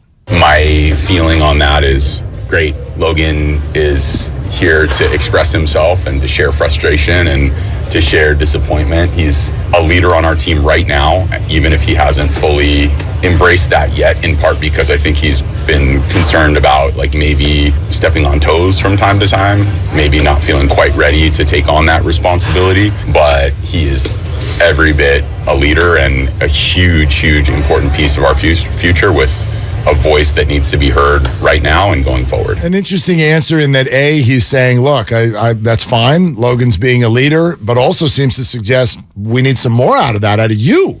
Like, maybe you need to be the fire. Like, encouraging him to be like, dude, you're our guy. You're certainly the only one we know is going to be here who's also good. Right. That's it. That's the list. How many Giants do you know are going to be here and are good? Logan. I want to hear Cap be more accountable. I really do. I mean, the quote that I saw was, "We're demonstrating the fight that we need." Do we have the Cap? Yeah, we have. I think this is what you're looking for right here. I think the life is actually always there. Sometimes it turns into results. I would say the evidence of that is, you have Evan Longoria, who is certainly not at his best physically. He's got a hamstring issue that he's dealing with, but he comes in and gets a big pinch hit. And then you have Austin Slater, who has a dislocated finger. He's willing to go out there and run the bases and play defense for us. His spot comes up, we end up hitting Andrew Knapp and moving Lamont Wade Jr. to the outfield and having Andrew Knapp play at first base. Everybody's given everything that they have. And it's happening pre-game. It's happening early in games. It's happening at the end of games. It's not enough. It's not. We're demonstrating the fight that we need. We're demonstrating the effort that we need. We're demonstrating the pregame routine that we need. And it's just not enough right now. We're not winning baseball games, and that's all that matters. That's what you're looking for. That, to me, sounds like Kapler's not being accountable. That, to me, sounds like he's publicly saying, because the manager's job is to motivate the team. The manager's job is to get the most out of the players. And I'd love to hear Cap, who's very eloquent, I would say, compared to most big league managers. When does he ever just say, hey, you know what? Point the finger right here. Blame me. Take one for the team. Don't blame the players. Logan Webb said that, and I think there could be more fire from the players. Oh, you know what? we're doing everything pregame we need to do. We've got enough fight. We've got enough effort. In other words, I'm motivating the guys. I just don't have enough. It's like he's indirectly, I know him and Farhan are the regime and they're tied together, but in some ways he's pointing the finger at Farhan and pointing the finger at the players. I think if you're a real leader of men, you take that upon yourself and you say, you know what? I could blame, a lot of things, injuries and this, but I'm not going to. I've got to be better. I've got to get my guys going. We're dead as a doornail. We're 4-20 in the last 24 in the division since the All-Star break. We're sinking like a stone in the last 3 weeks. I've got to connect. I blame myself. I take that on yourself. That's what a true leader does. They don't kind of Logan's right. The players could be more fired up. And you know what? We're doing everything over here right, but we're just still not winning games, as if to say the guy who was the architect of this team, Farhan Zaidi, left me short.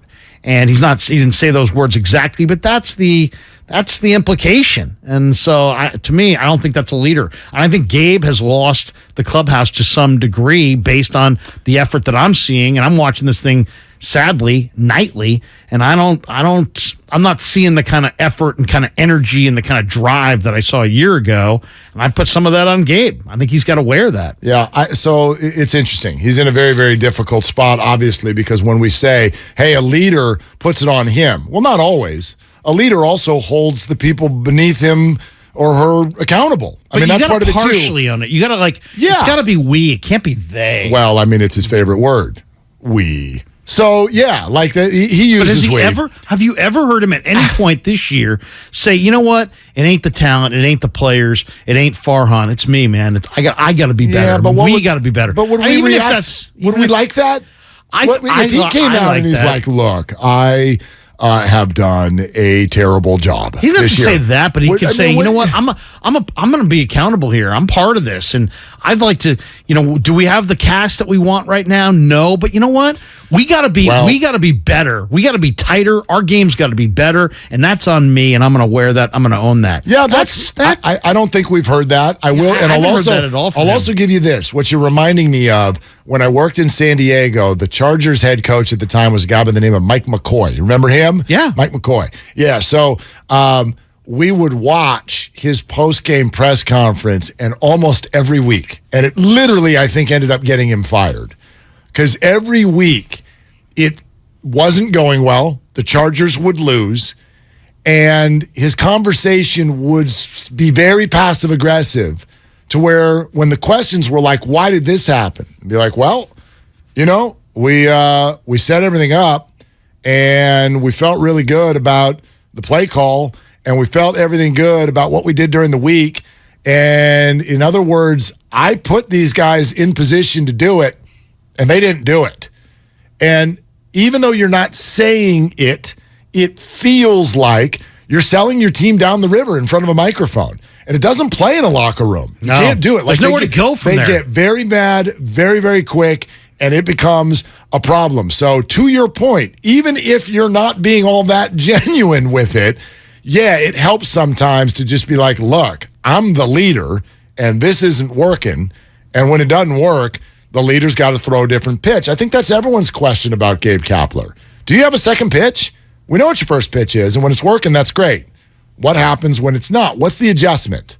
Is it just we're sticking with the plan because you stuck with it all year? And now you're ending up with Josh Hader on the mound and a bunch of left-handers hitting 202 coming to the plate. It's odd. Like even your plan is not actually being played out the way it was planned. I mean, the answer is, of course, they're just not deep enough. And that was the difference between last year and this year. Last year, they were exceptionally deep. Every time they always had an advantageous matchup in their favor because they had a full complement of guys. Now you've taken away their guys. They've had some injuries. The farm system has not produced. Farhan has not made any real additions of significance. And he's sitting there. I kind of agree with Kapler I think, he's right. Farhan has left him short, but that's not what a leader does. A leader comes in and says, you know what? I don't care who's out there. They got to be better, and I'm in charge. I'm the guy here. I'll say the other thing. I thought Gabe didn't show any fire this year, except for that 3 or 4 days in a row where he got thrown ejected out against the Dodgers. Yeah, I thought he showed some fire there, and I thought it was false. I think the players read it as false. Yeah, and you don't want to sell far on out because that's not going to go well for you in this organization. No. I don't think. All right, more on this coming up next. We got time for your phone calls in the 11 o'clock hour. Zach Gelb, CBS Sports Radio, with his experience with Aaron Donald, is moments away as well. Larry Krueger in for Dibs, Willard and Dibs, 95.7 The Game. 95.7 The Game is live and local on Labor Day. We kick off our coverage with the Red and Gold Roundtable from 6 to 10. Just reaching the playoffs by hook, by crook, by any way possible. That's what you got to do. Followed by the hosts of the kickoff show, Larry Krueger and Lorenzo Neal. Cut it loose! We're live this Labor Day on 95.7 The Game. Looking for a fulfilling career with growth opportunities? Enjoy paid training, medical benefits, and earn close to $40 per hour within 3 years. Apply today to become a VTA bus operator and excel with providing VTA customers a great experience. Start your journey. Visit VTA.org/point A and apply today. Everyone knows how beneficial therapy can be, but traditional therapy can be overwhelming, confusing, and inconvenient. When scheduling in-person therapy, it can be difficult to find the right therapist near you, and it can take weeks to get on their calendar. We knew there had to be a better way, and that's where BetterHelp began. I'm Danny, co-founder of BetterHelp Online Therapy. When Alana and I started BetterHelp in 2013, our mission was simple: find a way to make professional therapy accessible, affordable, and convenient for everyone. BetterHelp works around your schedule and lifestyle. You can connect to a therapist by phone, video call, or even text message. You don't even have to turn on your camera if you don't feel comfortable. And if your therapist isn't the right fit, you can switch anytime with a click of a button, because BetterHelp is designed with you in mind. See why over 2 million members have trusted BetterHelp for online therapy. Go to betterhelp.com/youfirst and get 10% off your first month. That's betterhelp.com/youfirst. for 10% off your first month. Sides and totals are obviously awesome, but how can you not love betting on props? Nick Costos, co-host of You Better You Bet, 3 to 7 p.m. Eastern on the BetQL network. I love it because it's like playing fantasy sports, except you're betting on the game. Which player is going to have a lot of success in the game? I think prop bets are absolutely tremendous and a different way of thinking about handicapping and betting on a sporting event. All the insight you need to bet smarter is at BetQL.com. And listen to You Better You Bet with Nick Costos and Ken Barkley, streaming weekdays from 3 to 7 p.m. Eastern on Odyssey. Finding great candidates to hire can be like, well, trying to find a needle in a haystack. Sure, you can post your job to some job board, but then all you can do is hope the right person comes along, which is why you should try ZipRecruiter for free at ZipRecruiter.com/free. ZipRecruiter doesn't depend on candidates finding you. Its powerful technology identifies people with the right experience and actively invites them to apply to your job. You get qualified candidates fast. So while other companies might deliver a lot of hay, ZipRecruiter finds you what you're looking for. The needle in the haystack. 4 out of 5 employers who post a job on ZipRecruiter get a quality candidate through the site within the first day. ZipRecruiter, the smartest way to hire. And right now, you can try ZipRecruiter for free. That's right, free. Just go to this exclusive web address, ZipRecruiter.com/free. That's ZipRecruiter.com/free. ZipRecruiter.com/free. We all know someone who's all work and no chill. Trust me, that used to be me. But then I found Galaxy Z Fold 4, which allows me to do more things at once. Much better. Now I can take video calls from my phone and use it to take notes at the same time. Wait, are you at the spa? Or check my shopping list while ordering more scented candles and face masks on the foldable, expansive screen. Don't take your to-do list one line at a time. Multitask so you can relax. Get the new Galaxy Z Fold 4 at Samsung.com today. O'Reilly! O'Reilly Auto Parts is here to keep your car on the road with our free loaner tool program. Your local store has more than 80 specialty tools available to rent for your next repair. Refundable deposit required. Ask our professional parts people about the loaner tool program today at your local O'Reilly Auto Parts store or visit O'ReillyAuto.com. O'Reilly Auto Parts. Everything, our farm, our stand, our pop-up shop, it really all started when we discovered the benefits of local raw honey for our family. And then we decided to turn it into a business. We were looking for something to help us get up and running. So we got the Chase Business Complete Banking Account. It's more than a bank account. It comes with Quick Accept, which lets us take card payments anytime, anywhere in the U.S. using the Chase mobile app. Plus, we get same-day deposits at no extra cost. For us, it's more than honey. It's about sharing a little sweetness with the world. Get the Chase Business Complete Banking account with the essentials you need to help get your business going. Learn more at chase.com/business-complete-banking. Chase for business. Make more of what's yours. Quick Accept is not available in U.S. territories. Enrollment required. Usage subject to approval. Same-day deposits available for payments before 8 p.m. Eastern Time, Sunday to Friday. Fees and rates apply for checking and processing. Limitations and restrictions apply. Participants compensated. Merchant services provided by Payment Tech LLC and WePay Inc. Subsidiaries of J.P. Morgan Chase Bank and a member FDIC. Diabetes, high blood pressure, anxiety meds, everyone's on them. If you're a 50-year-old male, maybe a bit porky, and you may even have type 2 diabetes, $1 million of term insurance may only cost you about $200 a month. Call Term Provider. Speak with Big Lou at 800-200-1966. Big Lou will find a term life policy for you even if you have type 2 diabetes, are overweight, or have high blood pressure. Term Provider has helped thousands of people like you who think they can't afford term life insurance. To buy $1 million of affordable term life for you, all you need to do is call Big Lou at 800-200-1966. Lou will make sure the scales are tipped in your favor. Call 800-200-1966. Big Lou will answer your call and work to fit you into a term life policy that you can afford. Remember, Big Lou's like you. He's on meds, too. Call 800-200-1966. 800-200-1966. You're listening to 95.7 The Game, kgmz-fm at HD1 San Francisco. Always live on the free Odyssey app.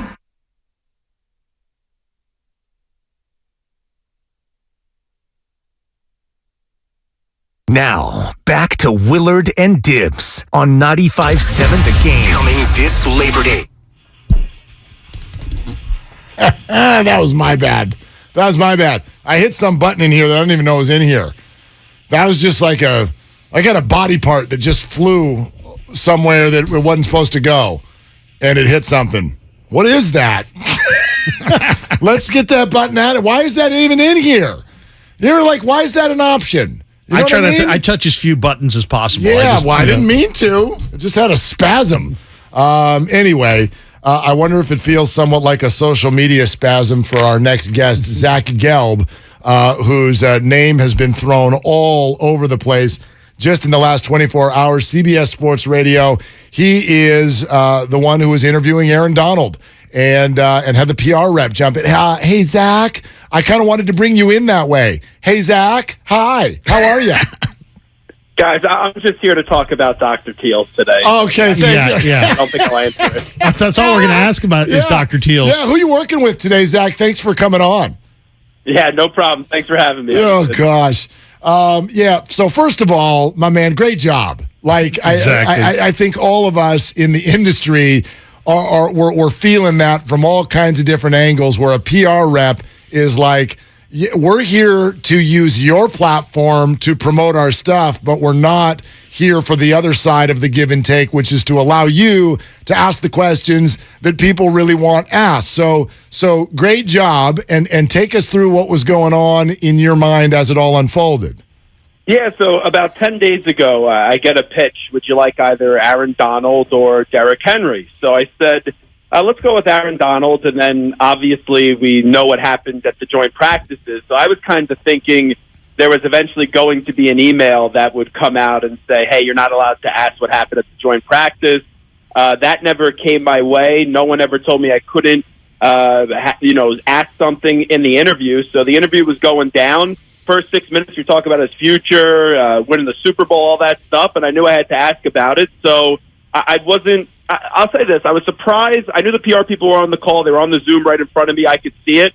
But I was surprised that they stepped into the interview. But it is what it is. Made for a good conversation. And, Aaron didn't want to clearly address what was, what transpired last week. No, he didn't. Although I will say this. He was way more willing to go down the road than she was. She didn't want any part of it. He seemed somewhat willing to discuss it. It wasn't like he stonewalled you as much as she did. I was wondering, after the interview ended, Did the PR person jump back on the line with you and scold you for your approach, or did it end right there? No, that was it. Once we finished the interview, it was thanks, have a good day, normal stuff, and there was no big issue. Haven't heard anything from their PR side since. To be honest with you guys, I'm a little bit surprised, honestly.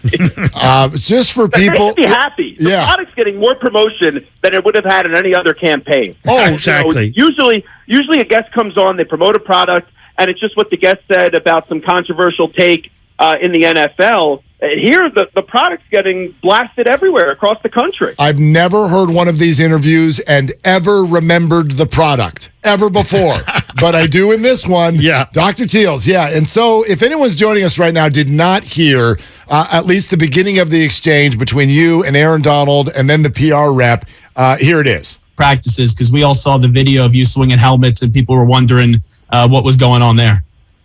It was just a practice. Obviously people got phones out and things like that, but I'm not going to sit and talk about negative stuff that happened at a practice. My main focus is Buffalo. So, was there any internal punishment? We talked. So, were you thinking maybe you were going to get suspended or anything? Hey, Zach. Wasn't worried about it. So, yeah, we're just going to focus just here because Aaron's here today to talk about Dr. Teals. So you do have 2 minutes left if you want to pivot to your last question, please. Oh, okay. Just one more thing, Aaron, on this, and I'll get to Dr. Teals. What sparked it, just wondering? Because I think people are curious about it. Well, being a guy that's 31 years old, my main focus is football, obviously. The physical part you do, but it's more about the recovery thing that I need to do and being a partner with Dr. Teals and being able to use Dr. Teals twice.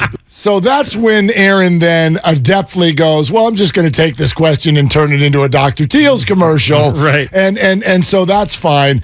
But again, I was really glad you stuck with it. There was one thing, though, I wondered, was it going through your mind at all to try to almost get an explanation of how he, or even the Rams, like when he says we talked, is there an explanation as to how anyone can justify this behavior, whether it was practice or anywhere else for that matter?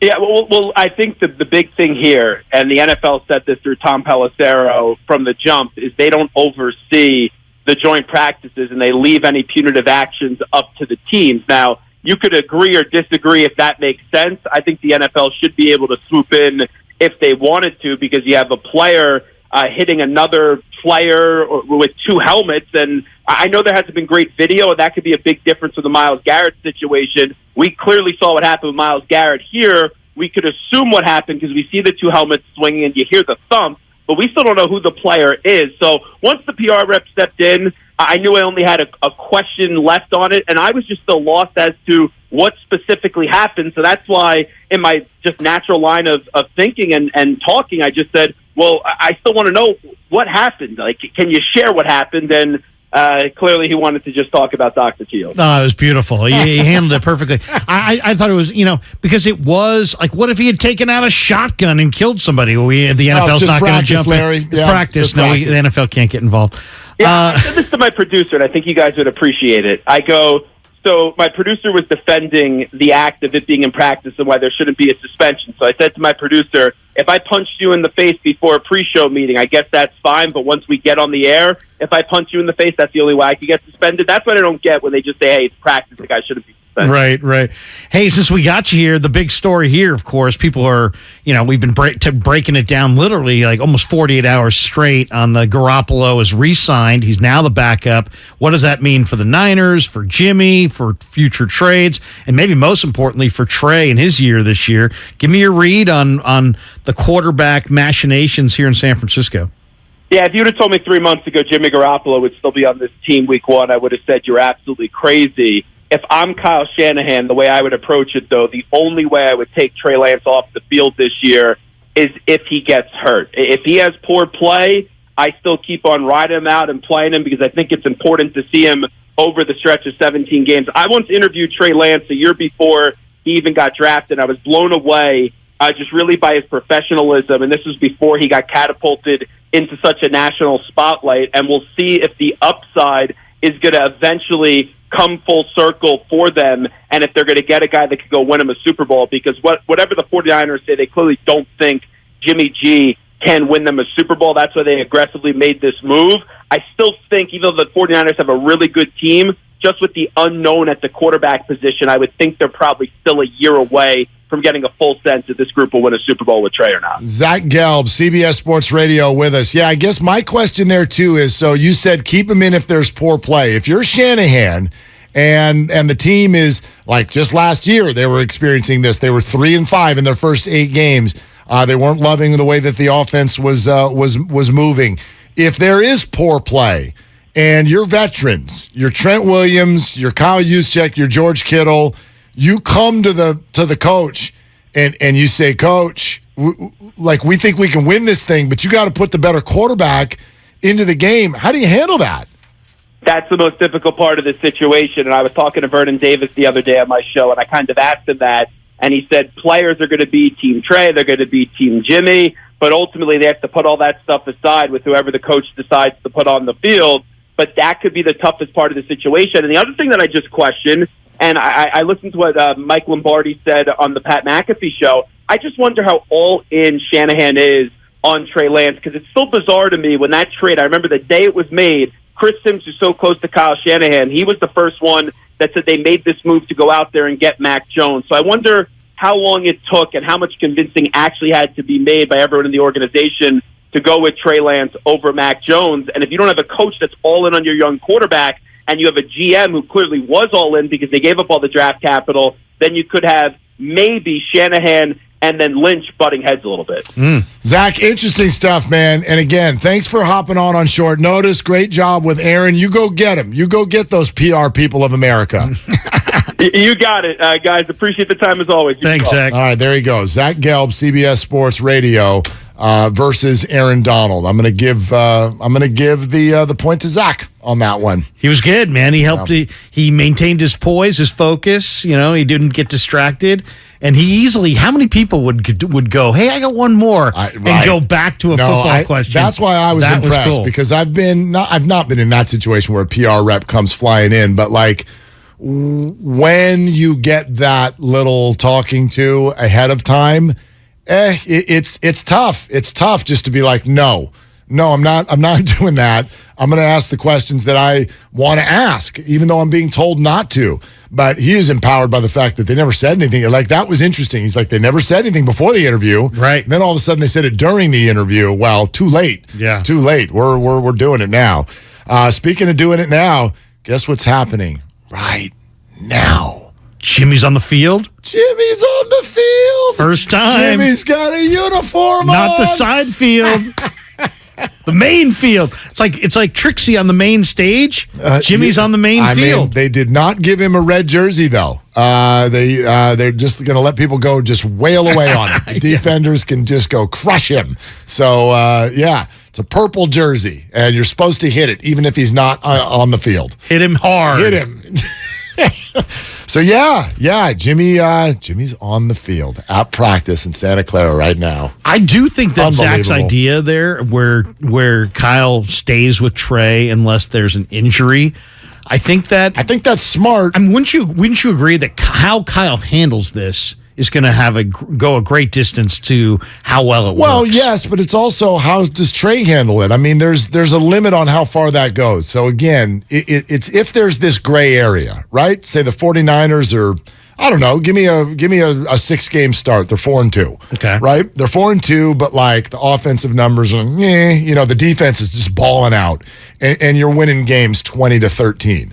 So if that's the case, then you got to, and that may be the likely scenario actually. And if that's the case, then you got to stick with it. Trey has to at least do that though. Like if Trey is out there losing games, you know what I mean? Like if it's a pick six here and a fumble there and a pick six over here and the Niners are causing them to lose. What do you do? How can you be a legitimate coach and look at that roster and be like, riding it out? Hope all your legs are still intact when we get to next year. How can you do that? Yeah. I just think you cannot get into a early season juggle. That's what you can't do. Correct. I agree. No voluntary juggle. You get into it. You stay with one guy at least for the first month, unless there's an injury, obviously. But you don't go into the first half, second half, yanking guys, ineffective, pull them out, try this, try that. Less moves, I think, early on would probably be the best way to handle it. I agree. It's going to be very interesting, I agree. Yeah. All right. 888-957-9570. Comcast Business text line. You can keep all your thoughts coming on that. I wanted to get this out, though, real quick, too, with regard to Brandon Crawford yesterday in the Giants game getting tossed out of the game. We know Brandon Crawford. Therefore, there's one thing I know here. Brandon did not yell at an umpire. I don't know how audible Brandon even is inside a stadium where there are other people. He is the most soft-spoken, chill dude. Plus, he's Brandon Crawford. Guy's got a resume in this sport. Multiple World Series rings and a lot of respect. The third part of this, and I know a lot of you probably didn't see it, so I'll try to paint the picture. But the third part of this is prior to him being ejected out on the field, he had been rung up on a strike 3, a check swing where the third base umpire rung him up. Look at the replay. It was one of those 70-30s, and he was on the 30, and he got a bad call. I don't even think it was that. Like, it was not a swing. It just wasn't. It wasn't as bad as Wilmer Flores. No, it was. It kind of. If this had been to end a playoff series, oh yeah, it would have been the whole 3 hours today. It was a bad call. But put that aside, because I don't freak out on, bad calls happen, right? You got to do it quick. He's trying. Great job, third base umpire. I know you're trying. You missed one. No big deal. But if you're Brandon and you've got that resume, you are absolutely allowed to speak to said umpire about this. Not demonstrably, you don't go crazy, don't kick dirt on him. But what happened is the next half inning, Brandon goes out to shortstop and he's warming up, and the third base umpire's on a little left field stroll. And about 25 feet away. Yeah, you see Brandon's head turn, and there's no yelling, there's no arms up. Whatever he says, he says. And the third base umpire, you're gone. Right. And Brandon spoke, and I'm so glad he did. He said after the game in the clubhouse, I was told, quote, we're not talking about this. Oh, listen right here, Mr. Third Base Umpire. Are you my mom? We're not talking about this? This is my problem with umpires. It's different than NFL refs and NBA refs. NBA refs tee up Draymond for talking too much or whatever. There's something about the culture of umpiring where they believe they are the players' parents. You're not even allowed to have a discussion. Even if the discussion is mature, even if the discussion is, I would just like to talk to you about what you saw.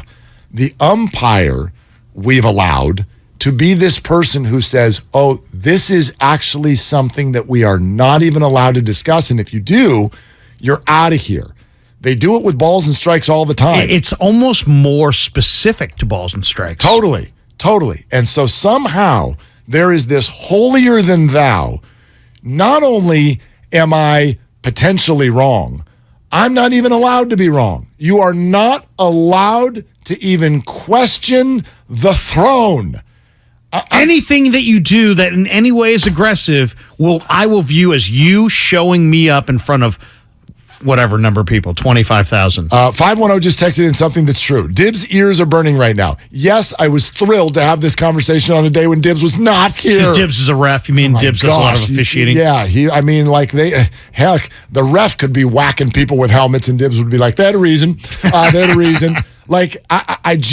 And so I want to be very careful to state this is umpires. This is not NBA refs. This is not NFL refs.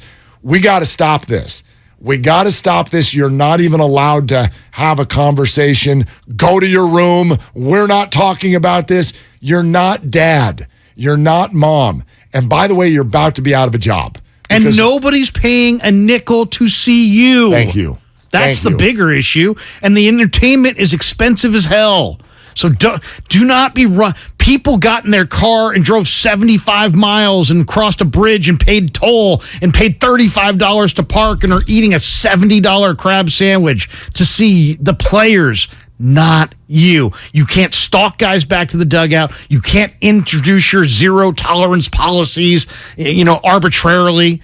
Yeah, the umpire thinks he's got it going on. I mean, the umpire's thinking, I'm kind of a big deal. Well, you use the word stalk, and I imagine that are you referring to the Madison Bumgarner thing that happened earlier this year? Well, I've just seen home plate umpires. Usually it happens at home plate. This is what happened in the outfield. But, I've seen guys have their say, and they're walking back to the dugout. In the NBA, if Draymond Green has his say and he's walking away, for the most part, he's not going to walk away. He's going to the walking away is allowing him to say what he wants to say as he's walking away. And NBA officials understand their place and say, you know what? There's a lot of people paid $10,000 to sit courtside to see Draymond, not me. So I'm going to eat that. I'm going to be the bigger man. And because he's walking away, that's fine. Baseball, it's like, you're showing me up. Yep. You said something. Oh, you don't get the final word. I get the final word. I'm going to take off my mask and follow you back to the dugout or follow you back to your position, and I'm going to run you. I mean, they're on a major power trip. Totally. And by the way, you use that phrase like, I'm gonna run at you. Like, how many times have you seen this? Showing me up. This is the big thing with the umpire. Like, if you're home plate, you watch Buster Posey do this for years. He was great at it because he's a catcher. So he knows damn well what the strike zone is because his pitcher was just out on the mound. So then when he's at the plate, if he sees a ball that's called a strike that his pitcher's not getting, he will talk to the umpire. But he did it in the most professional, polite way ever. Like, yeah, you move your foot down there. You're moving dirt around. You put your head straight down, but you're talking to the umpire. Hey, Blue, you can't. That's inside. It's inside by a foot. You're not giving it to my pitcher. And you're telling the umpire that, but you're doing it with your head down, which the umpire respects because in that way, the fans don't even know that it's happening. Right. But how many times have you seen this?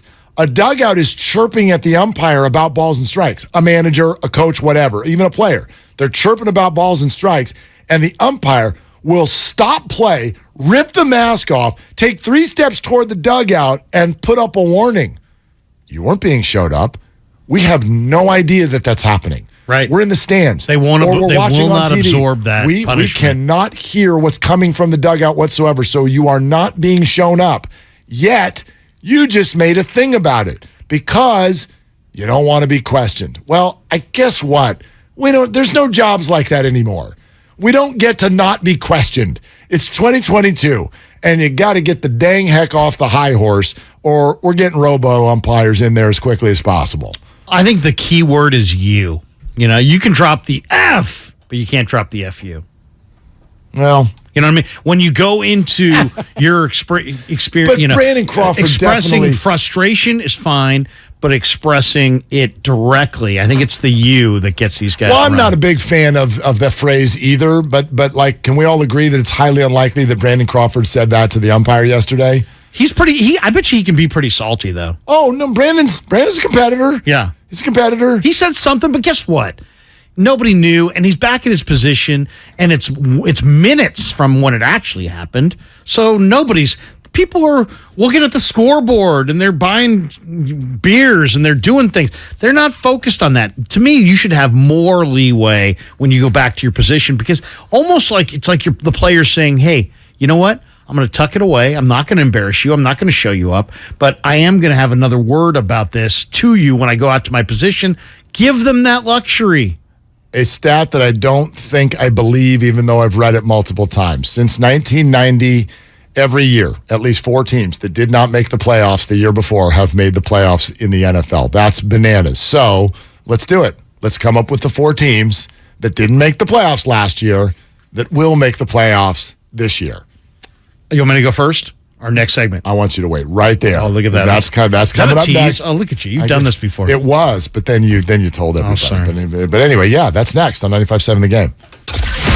Coming this Labor Day. I'm dead serious. Take a seat at the Red and Gold Round Table. Are you guys ready? Are you guys ready? Hell yeah! Monty Hill, Kyle Madsen, and Damon Bruce bring you 4 straight hours of 49ers talk. Don't do that to Jimmy. Come on. The Red and Gold Round Table, Monday morning from 6 to 10 on 95.7 The Game. Circle K Fuel Day. What's Circle K Fuel Day? A celebration. 40 cents off per gallon. Look for the Circle K on the fuel pumps. Circle K Fuel Day. That's right. September 1st from 4 p.m. to 7 p.m., Circle K Fuel is dropping the price by 40 cents per gallon to celebrate the long weekend. We're even helping out on snacks with special deals on in-store items all month long. Up to 40 cents off per gallon in certain states in accordance with applicable law. 4 p.m. to 7 p.m. only. Price on pump reflects discounted price during that time. Live on DAZN pay-per-view, September 17th, Part 3. Canelo versus Triple G. To take the trilogy, Bad Blood, a score to settle, controversy, brutality, pure hostility. For victory, for history, for the trilogy. Canelo Alvarez versus Gennady Golovkin. September 17th, live on DAZN pay-per-view. Visit DAZN.com. Every search you make, every click you take, they'll be watching you. Are you tired of being tracked online? There's a simple solution. DuckDuckGo. It's an all-in-one privacy app with a built-in private search engine, web browser, one-click data clearing, email protection, and more, all for free. Download the app today and get the most comprehensive privacy protection with the push of a button. DuckDuckGo. Privacy simplified. Attention veterans. If you were stationed at Camp Lejeune between 1953 and 1987, you and your family may be victims of toxic water poisoning. Cancers, birth defects, deadly illnesses have all been linked to the contaminated water. Congress is now holding the government accountable. You could be awarded financial compensation for your suffering, but you must act now. Get your free case review. Call True Law at 877-560-8555, 877-560-8555, or visit sickvets.com. That's sickvets.com. Hi, I'm Aaron, owner of California Deluxe Windows. Ever notice? When your neighbors get new windows, there is a large black eye of broken stucco, uneven plaster, and even mismatched paint. At California Deluxe Windows, we never leave a ring around the window. Why? Because we are one of the only companies in California who custom crafts every window and door to your home's exact measurements. Almost everyone else on the radio is a distributor. They grab a window from a warehouse, break open your walls, shove it in, and patch things up. At California Deluxe Windows, we take pride in our work. Our installation technique is so precise, we do not break your stucco. Your house could be covered with potato chips, and we wouldn't crack one. Call now, and for a limited time, you get 30% off your entire order and 24 months of interest-free financing. 800-874-3600. 800-874-3600. That's 800-874-3600. California Deluxe Windows. Windows engineered for life. Certain terms and conditions apply. CSLB number 774518. Are you looking for a rewarding new career? Join the United States Postal Service and apply for roles nationwide. Serve your community with pride and receive benefits including competitive pay and opportunities for advancement. Whether you are looking for full-time, part-time, or seasonal positions, we have options that may be perfect for you. The United States Postal Service is an equal opportunity employer. Apply now at USPS.com/careers. At Left Coast Buyers, we buy properties all over California. If you own a house or an apartment building and want to sell it fast at a great price, call us at 925-434-5000. We can pay cash and close in as little as 7 days. We buy properties in any condition, any price range. Do you own a property that is run down and needs thousands of dollars in repairs? Are you out of time, money, and energy? Are you looking for an easy way to get top dollar for your property and sell on your terms and timeline? Well, call Left Coast Buyers now at 925-434-5000. We buy divorce houses, inherited houses. We even buy vacant houses and abandoned houses. Do you have a tenant who hasn't paid? Are you behind on property taxes, mortgage payments, or even facing a foreclosure? Even if you're just nervous about capital gains or an upcoming recession, we've seen it all. So if you or someone you know owns a property and needs to sell, call Left Coast Buyers at 925-434-5000. That's 925-434-5000. This is a Reese's Peanut Butter Cup sound experiment. We're looking to find the perfect way to hear Reese's so you'll buy more of them. Here we go. Reese's. Reese's. Reese's. Reese's. Reese's. Hey, get out of here, you little stinker. Reese's. Reese's. Reese's. peanut butter cups. That breathy one sounded very creepy, am I right? Ray Magliozzi here for eBay Motors. So you have to drive 300 miles to your cousin's wedding. Okay, so it's his fourth. But you know what they say, fourth time's the charm.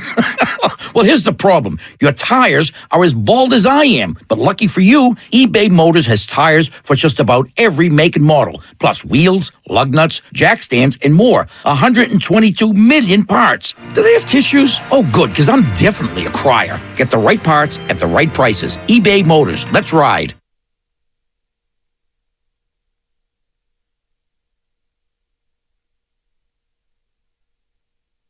Now, back to Willard and Dibs on 95.7 The Game.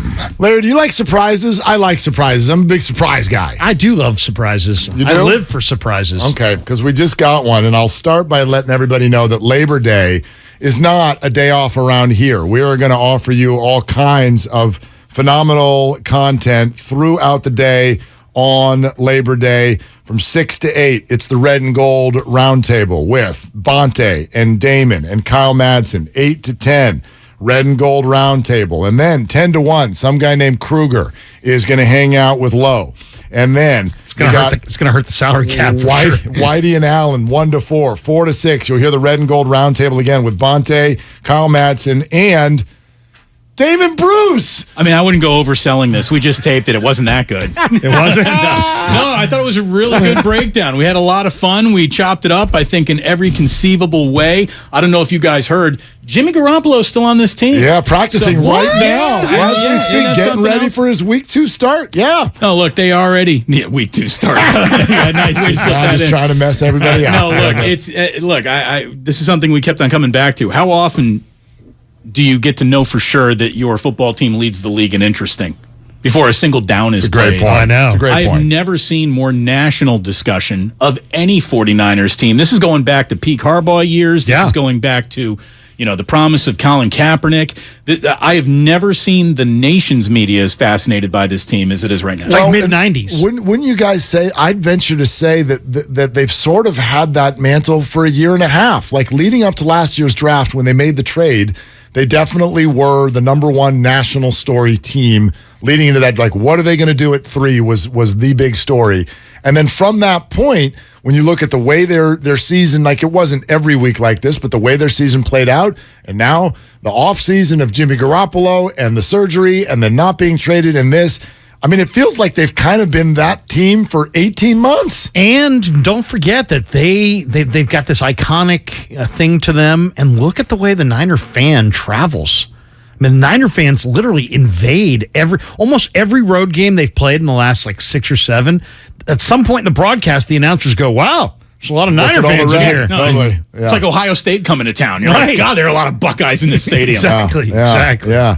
Good to see you, bud. Good to see you guys. Damon Bruce hanging out. So I'm literally just sitting around. I'm taping. I got 3.5 hours before the show starts. I thought, what are you going to do? I'm going to crash. Well, I thought I'd start by crashing your party. I'm thankful. Yeah. I mean, you could have gone to get something to eat, but that's coming up next. Okay, good. It's coming up next. You're like not quite hungry yet. It's only 11:30. Strategizing the entire morning. I got plenty of time to kill. Hit a bar and see how tanked you can get before the show. There you I'd go. love to hear just super tanked. Coming to you live from the Old Ship Saloon. Yeah, exactly.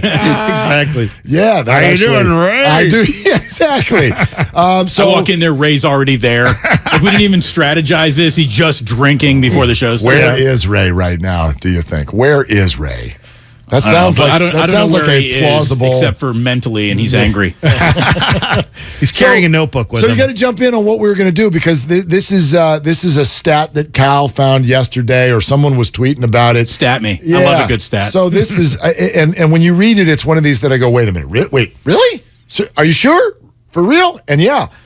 32 consecutive years. Wow, that's the most amazing part about it. 32 straight years in the NFL, at least 4 teams have gone to the playoffs that did not go to the playoffs the year before. So, look at the list right now of NFL teams, and I'll throw out there. I got my 4 for just sure. for everybody who's listening, for their memory base of who did go to the playoffs last year. The NFC was the Rams, Cardinals, Niners, the Bucks, the Packers, the Cowboys, and the Eagles. So they're out. They're off the list. Right. AFC, Raiders, Chiefs, Titans, Bengals, Steelers, Bills, Patriots. They're off the list. We have to come up with at least 4 teams not on that list that are going to the postseason this year. I've got it. I've got 4 for sure. Go ahead. You want me to give you all 4 or just one? Sure. Give me your list. All right, here's my list. Minnesota, like Minnesota this year. Denver with Russell. Baltimore, and Baker in Carolina. Wow. I like all 4 of those teams. I think Carolina looks really good to me. I watched them twice in the preseason. I don't know how, but I stumbled on them. Baker has found himself. He's surrounded by weapons, man. He's got weapons. He's got runners. He's got receivers. That's a nice little team. I think your most interesting pick is the Broncos, a team that I actually believe in this moment is the 4th best team in their own division. And you got them going to the playoffs. I know. I do believe in Russell. Denver's got great crazy. weapons, too. Denver's got great offensive weapons. What do you got, Damon? So I think this is the year the streak is broken. Wow. I think this is the year the streak is broken. That's a hefty statement. I like Denver. I like the Los Angeles Chargers to maybe threaten to come on my list. Yeah, yes. that was the one I was thinking, Chargers. I can't, for the life of me, find the NFC crasher because I don't think it's going to be Arizona. I don't think it's going to be Carolina. Well, Arizona was in last year. And that's right. They're in last year. So they have already disqualified themselves from the conversation. I don't think it's going to be New Orleans. I have New Orleans as maybe a team. As a maybe? Let me tell you who I got. I don't know who is going in, so I think this would be the year maybe where only 2 or 3 new teams appear and you won't get all 4. Fade the Tampa Bay Buccaneers. Doesn't it feel like this is being set up to be the first year where Tom Brady actually looks as old as he is? Yeah. And it might not even be his fault, but the protection that I can already feel Tom Brady staring holes through the back of his offensive lineman's head by week 5. I'm with you. Yeah, I'm with you. And it's Gage not just is hurt. The O-line's hurt. And Godwin's going to take a while before he's back. Evans is usually hurt. So you telling me Julio Jones is the answer? He hasn't been for years. Yeah, he's old. Julio's Fournette's put on a bunch of bad weight. Yeah. I mean, who's the young running back they got? Rashad White. White could be interesting. But when is Tom? Tom's the ageless wonder. And he looked at a room full of people last week and goes, look, I'm 45. And all of a sudden, I was like, wait, you're telling us you're old? If you're because I've stopped believing that you're ever going to get old.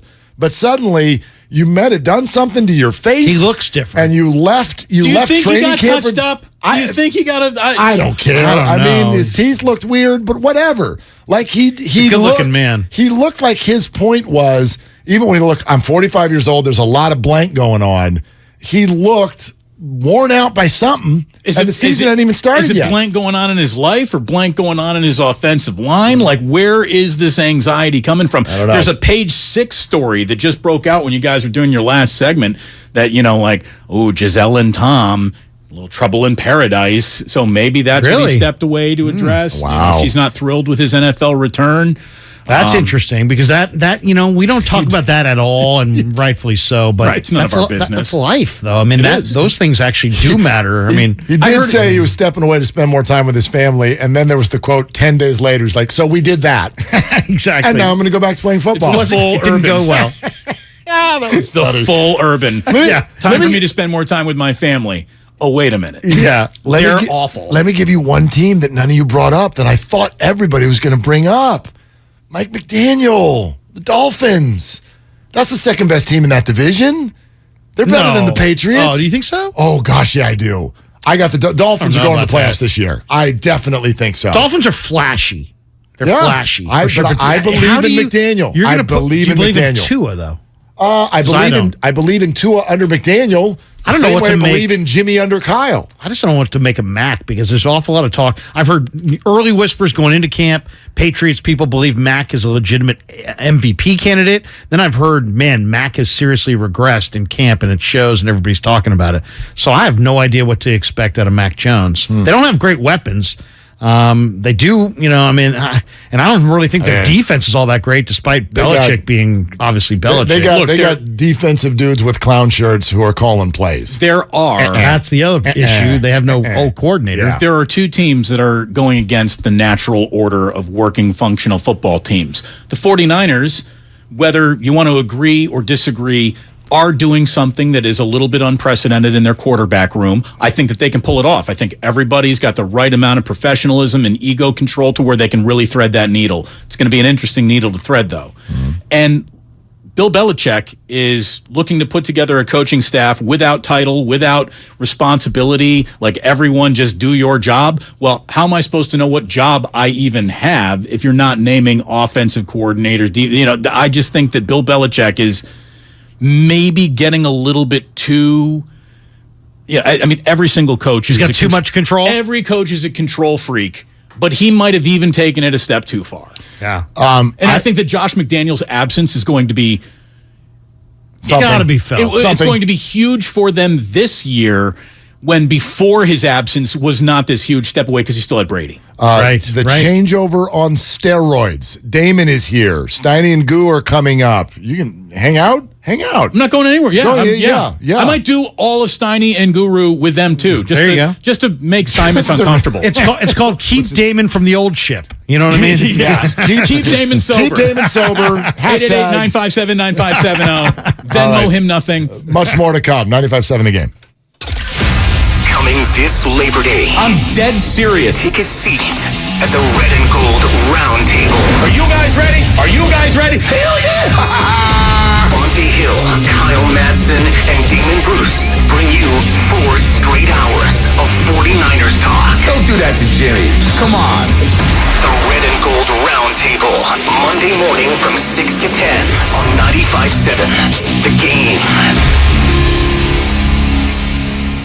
Have you been in a car accident? Chilton Auto Body has 15 convenient Bay Area locations to help restore your vehicle to pre-accident condition. Chilton Auto Body is also actively hiring for all positions. For more details, head to chiltonautobody.com, the Bay Area's leader in collision repair. 1-877 Cars for Kids. KARS Cards for Kids. 1-877 Cards for Kids. Donate your card today. 1-877 Cars for Kids. KARS Cars for Kids. 1-877 Cars for Kids. Donate your car today. Donate your car today at carsforkids.org. That's cars with a K. Your car, running or not, can be picked up as soon as the next day. You'll get a maximum tax deduction and a vacation voucher. 1-877 Cars for Kids. KARS Cars for Kids. 1-877 Cars for Kids. Donate your car today. Now accepting donations of land, homes, buildings, or any kind of real estate. Hey, Becky, what about this beat for your next song? It's cool, but I'm into faster stuff lately. Like Xfinity that gives me beyond gig speeds. Got it. What about this then? It sounds powerful, just like Xfinity. Because its supersonic Wi-Fi has 3 times the bandwidth, you can connect hundreds of devices at once. That's what I call power. Unbeatable internet from Xfinity. Made to do anything so you can do anything. Get the Xfinity Supersonic Bundle with unlimited gig speed internet, Wi-Fi equipment included, and a free 4K streaming box. All for $50 a month with a 2-year internet rate guarantee and no annual contract when you add Xfinity Mobile with unlimited data at regular rates. Go to xfinity.com/gig, call 1-800-XFINITY, or visit a store today. Limited time offer. Restrictions apply. Requires paperless billing and autopay. New Gigabit Extra internet customers only. Taxes and fees extra and subject to change. Xfinity Mobile requires post-pay Xfinity internet. Reduced speeds after 20 gigabytes wireless usage. After 24 months, regular rates apply. Requires compatible Xfinity gateway. Are you wasting money on a timeshare you rarely use? Cancel it with Titan Exit Group. Get a free consultation and see how they can stop the never-ending maintenance fees and mortgage payments. In fact, if your timeshare contract is not terminated, you owe nothing, so you have nothing to lose. But those monthly fees. Get legally released from your timeshare, 100% guaranteed. Call now for your free consultation at 800-200-0894. 800-200-0894. TrackPhone wants to know, are you an influencer, a big live streamer? No? Then guess what? You don't need an endless data plan. Get just the right amount of data with TrackPhone's $40 unlimited talk and text smartphone plan. Now with 8 gigs of high-speed data and unlimited carryover on America's largest, most dependable network, now with 5G. Get the data you need at the price you want. TrackPhone Wireless. Now you're in control. Available at major retailers. 5G compatible device required. Actual availability, coverage, and speed may vary. See terms and conditions at trackphone.com. Breathe new life into life at home with IKEA Festival.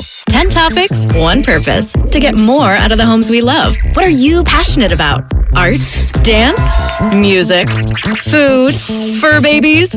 Get inspired, create, and share with us. With celebrations, giveaways, IKEA family offers, and live streams with expert advice. It's all happening at IKEA Festival. Join us from August 26th through September 10th online or at your local IKEA store. Learn more at IKEA-USA.com. The Labor Day event from Dell Technologies is here. End the summer strong by starting up a new season of productivity. Your business upgrade begins with up to 48% off top-rated laptops, like Vostro, taking performance to the next level with 12th Gen Intel Core processors. It's time to push your growing business even further. What's next for you?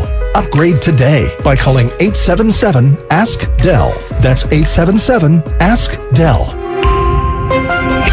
When people have a craving to explore new and traditional Asian cuisines, they head to P.F. Chang's, where scratch-made dishes come from the 2,000-year-old tradition of wok cooking. P.F. Chang's wanted to explore new possibilities for their website. They turned to AmericanEagle.com. AmericanEagle.com re-architected P.F. Chang's website, integrating multiple third-party systems to create a unified digital experience. The results? Improved page speed and performance, personalized content based on users' location, intuitive online ordering, an increase in organic search visibility, and a 40% increase in new users. For scratch-made Asian cuisine, visit your local P.F. Chang's or go to pfchangs.com for website design, development, digital marketing, and hosting that produce efficiency, revenue, and results. Visit AmericanEagle.com. P.F. Chang's and AmericanEagle.com. Another example of the best businesses in the world. Turning to the best in the business for websites, go to AmericanEagle.com or call 877-WEB-NOW1. That's 877-WEB-NOW1. Here comes the heat wave. Livermore, high of 102 today. Weather brought to you by the Odyssey app. Get your favorites on the free Odyssey app. Listen to local and national news stations, plus your music, sports, and podcasts for free wherever you are on the Odyssey app.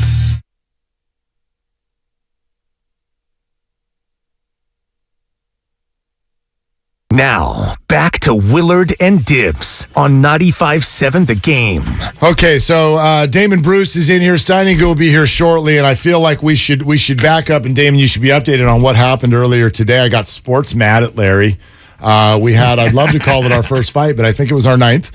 Was it about Farhan? I can already pick the topic. Was it about Farhan? We've had more fights than we've had actually, any kind of real celebration. Yeah. I mean, it's kind really liked it's our thing, and so it was sort of parenthetically about Farhan because Larry kind of comes in this morning with this whole let's psychoanalyze Mark and find out why he's got more patience with Farhan and Gabe than he does with Trey Lance. And I went, now these are fight words. It's going to be great. It was going to be epic. And I'm going to now psychoanalyze you back. I think I know what happened because Larry wasn't here yesterday because apparently he had some important thingamabob to do. Yeah, sorry. Whatever. And so anyway, but that was great because Hot Take Jake came in here and got to get all his stuff in here about the 49ers. And then you came in talking about Tuesday's changeover. And I've decided that you feel bullied. You got ganged up on that day because they came in here after listening to you and I do 3 hours together. They both came in and they both went, Mark is so all kinds of right, Larry, and you're all kinds of wrong. And then you held that for 2 days. And then you tried to clap back and beat me over the head with a microphone. I still don't know. What was the topic? Well, what are you guys arguing about? We're talking about Jimmy. We're talking about Jimmy. I just think I want to push back on the idea that there was this huge negative to the story that I viewed as totally positive, which is Jimmy G is now your backup quarterback. You have this great backup quarterback. Your chances of winning the Super Bowl, I think, go up dramatically. And to look for kind of the negative angle of how is this going to go south when in reality you got a $20 million quarterback to take $6 million, and now guess what? In addition to that, you got an insurance policy on Trey, and you got a tradable asset. I looked at it as an overwhelming win, and it just felt like Steiny and Goo and Mark were like hunting for the negative angle in the thing. Love that you almost forgot my name there, but no, Damon, I listened to you the other day, so I know a portion of at least what you feel on this. But I guess the point that I've been trying to drive home is I'm not short on faith in Trey at all. But my read is that the 49ers are shorter on faith in Trey than they hoped to be on September 1st, 2022. Or else you don't put Jimmy Garoppolo back on the roster. Can I reframe this? Sure.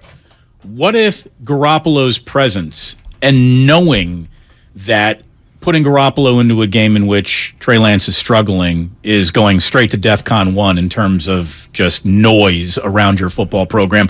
What if Jimmy's presence actually makes Trey Lance's leash to make mistakes longer?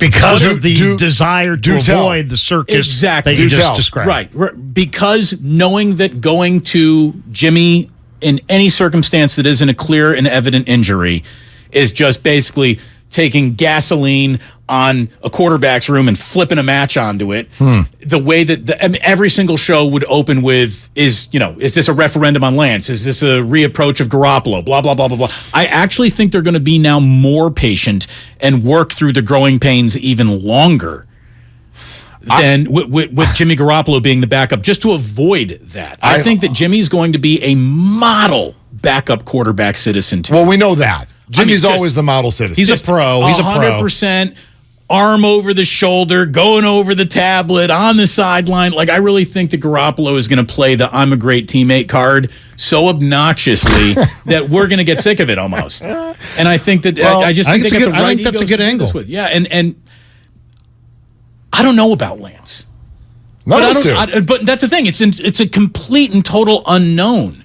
And I don't think that this team messes around with titles. Like, I really think if they thought that Jimmy Garoppolo were the best guy for the team, he'd be opening week 1 in Chicago as QB1, and Lance would be back to QB2. The fact that there has not been a switch in their depth chart means that this team, I think that being committed to Lance as your starter and retaining Jimmy Garoppolo are two independent thoughts that are not related to each other. So here's what I'd say about that. I would hope that actually would be the way that they would handle it. I think it's pretty difficult to do that because the noise about it that we talk about that could develop is out of their control, right? So if we are all watching Trey Lance struggle, if it were to go that way. But it doesn't matter. If Trey Lance struggles, they're screwed anyway, right? I mean, if Trey Lance is, if your first, they're screwed in a big sense. If your QB1 is a failure, that's the topic. Who the backup is would become the next topic, but the topic of Jimmy Garoppolo will have nothing to do with Trey Lance's failure if he's failing. That's fine. But you do. The problem with all of this is that you factually do have something that other NFL teams don't in the case of a QB1 struggling, which is an option. Everybody else's season's over. We did this exercise earlier. We can't even name who Justin Herbert and Patrick Mahomes is. I have no clue who their backups are. I don't even know if the coaches do. It's always Chad Henne. It's always Chad Henne. Or somebody, or Case Keenum. Chase Daniel. Somebody who starts with a C. Anyway, but they've got an option. And so could they, we've seen this, make up an injury? Sure, yes. Trey Lance has a pulled blank. Who knows? And Jimmy comes in, and the team, it's not about the noise from us. It's not about the noise from the fans. It's about the noise from the veterans in the locker room who would be like, we can still save this. We can save this. We got an option. So you're right. If QB1 struggles, they're a mess in a larger sense. But they're actually not for this year. There's an option. They have an option this year. They have one of the only parachutes on the plane. They have the only insurance policy in the league, right? They've got Jimmy Garoppolo. This is what I would say Carolina, if Darnold gets healthy again, that's the only quarterback room not a believer that in has Darnold. Two quality, like you at least did start games. Yeah. So No, I would say this, though. I think of Alex Smith, who became a Pro Bowl quarterback, but he was the number 1 pick in the 2005 draft. He became a Pro Bowler in 2013, 8 years later. So I look at Lance and I say, you know what? This guy's going to get there. He's got a lot of the same traits that Alex had. He loves the process. He's super athletic. He's a great prospect. He's going to improve. He's going to do all the work. But it may not be year one. And it may look similar to Alex at the beginning, which was a freaking train wreck. I mean, Damon, you were doing pregame, postgame at that point. Yep. You remember the difference from between Alex, between what he was in Kansas City or even late with the Niners compared to year one with the Niners? It's like night and day. So I think Trey's going to get there, and I feel really confident in saying that. But I'm also, not confident it's going to be this year. So I kind of like the presence of Jimmy. Just please, with that whole statement, change this from it might not be year one to it might not be year two. This is year two. Year two. Not year one. Year one is a start. Year two. Yes, year one so is a start. Steinmetz, does that microphone even work? Yeah, I don't even know if it does. You want to go back to back like we're at karaoke? Oh, look at you guys. You're going to do a duet. That's great. That mic doesn't work? Steiny doesn't look like he's all for it. We don't know that. We never test that. No. Well, you didn't turn it on. Oh, you turn it on. No, the red light's not coming on, though, so it's not on. But what about the 5-person show then? That okay, so Steiny. That just eliminates the 5-person show. JD's here, Larry's here, Damon's here, I'm here. Who do you want to share a mic with? Wow. Look at that. Oh, wow. You're coming off COVID, He's going with JD. No, He's going with JD. No, I'm not coming off COVID. No. I may go stand by Damon now. Yeah, seriously. I might go stand by Larry. It's like a square dance. It's like a square dance. I got no problem either with just letting you four handle this. I feel like I just got left at the speed dating table. Yeah, I want you here, Steiny. I want to see your Giants. I want to see your tablet. I want to see all your pens. I want you here. You deserve to have a seat at the table. Well, that might mean that you've got a bone to pick with me, too. No, I don't. You know me. You come in here with bones to pick with me, not the other way around. No, absolutely not. Mark's very sensitive. Be very kind to Mark. He's very sensitive. Well, this all starts. It's been a weird week, okay? My daughter had her cell phone stolen out of her backpack at soccer practice on Tuesday. No joke. Well, that's bad. No joke. So I've already, the last 72 hours, I've already been just don't mess with me because I'm going to get angry fast. That's definitely true. Man, is there any inanimate object that's worse to lose in 2022 than your phone? I lost my ATM card 4 days ago. Yeah, but that's a quick phone call. I was swearing. This is a phone call. Yeah. The wallet's never good because it could require a DMV trip. It could. Passport. It's not good. Especially if you're overseas. I've had that happen. I got stolen out of a hotel room one time. Really? Yeah. What'd you do? Just, cancel it. But then you got to go through the whole process of getting a new one. Yeah. I just decided I'm never going to leave the country ever again. And that took care of that. Now I don't need one. So first and foremost is Steiny and JD and Damon. And yes, Larry Krueger is still here in for Dibs. You're listening to 95.7 The Game, KGMZ-FM in HD1 San Francisco, always live on the Odyssey app. It is a steroided version of the changeover. Okay, here's what I'll bring up. Okay. JD and I, after the show yesterday, went and had a beer. We're watching the Giants game. It's the 9th inning. Hader comes into the game. You're expecting an explosion. And I'm looking at JD, and I'm like, that's one lefty. Mm-hmm. That's two lefties. That's another lefty. Why are all these lefties batting against Hader? Yeah. They're out of players. They're out of fans, too, I think. They're losing fans and players. Well, the righty gets on to start the inning. The story is hilarious, actually, if you even read the play-by-play of how it unfolds. Here comes Evan Longoria. So he can hit, but he can't run. And so then when he gets to second base, let's bring in Austin Slater because he can run, but he can't hit. And so you've got all these guys who are just duct taped together. It's September 1st. You're 10 games out of a wild card. 10 and a half. You know who's healthy, though? Put them all on the injured list and call up some players. You know who's 100% healthy is the guy who takes the $320s or the $60 for parking. Yeah, his arm's still doing good. He looked good. Thank you. Yeah. Here's what I know, and I'm taking this from you, Larry, because you put the quote out there. They're demonstrating the fight that they need. They're demonstrating the effort that we need.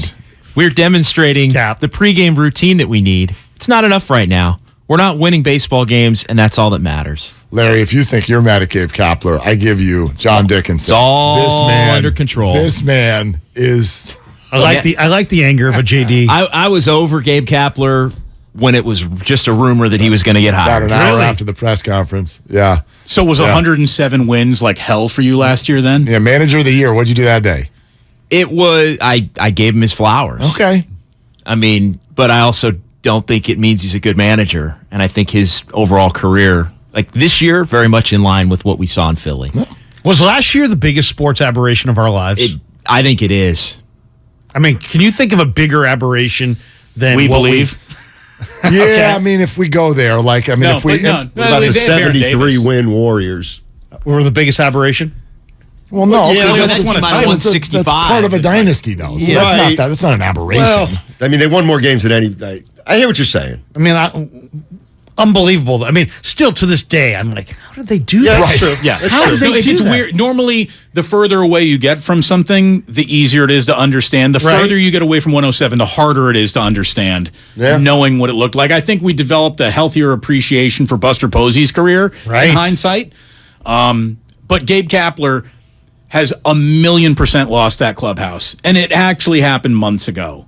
I mean, you could hear how little his words carry any effect. Sometimes a baseball player needs to be told, you suck, sit down, think about it. And Gabe just soft-talking everything and looking to politically correctly land everything. You know, we don't pinch hit for, we pinch hit with. Get the hell out of here. Get the hell out of here. That was a version of Jim Harbaugh. We're going to go with Colin and Alex. We're going to go with Colin and Alex.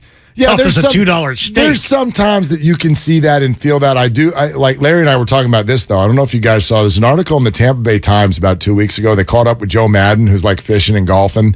And he basically put a face on everything that we've guessed about the managerial position in Major League Baseball. And he gave it, he validated all of it, which is that, are we getting mad at middle management?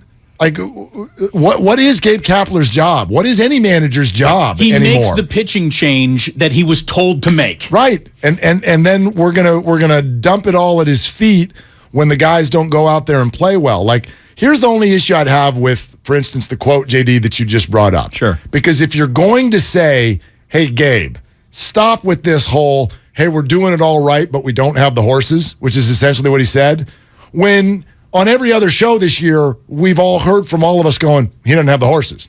So, like, does he have a point or does he not have a point? When he says we're doing everything right, but we just don't have the people to win. He's got a point, but 3 or 4 weeks ago, and I don't remember exactly when it was, everybody was bitching about, hey, he's showing no fire. Then all of a sudden, he's got 3 days where he gets ejected and he's yelling and screaming. And that false hustle, I think, lost him the room. And I think this team has sunk like a freaking stone ever since. And I watched too much Giants baseball, but they're non-competitive at this point. And the vibe is awful. He's a little bit of a preener, right? I mean, he preens. He is so worried about the accuracy of that beard shave. I mean, he is really, he takes out a ruler for that thing. He's Shout out worried Rogan about and Son. that. Yep, go ahead. And I just think that, the whole thing with, like, I'm going to take a knee or I'm not coming out for this national anthem. Like, really, dude? Like, that's who you're going to be? And you're going to come back out when police brutality is solved? Oh, so he's back out. So apparently that social issue has been put to rest. Gabe Kapler has said no more worries about that. I just think he got caught up in his own fame this year.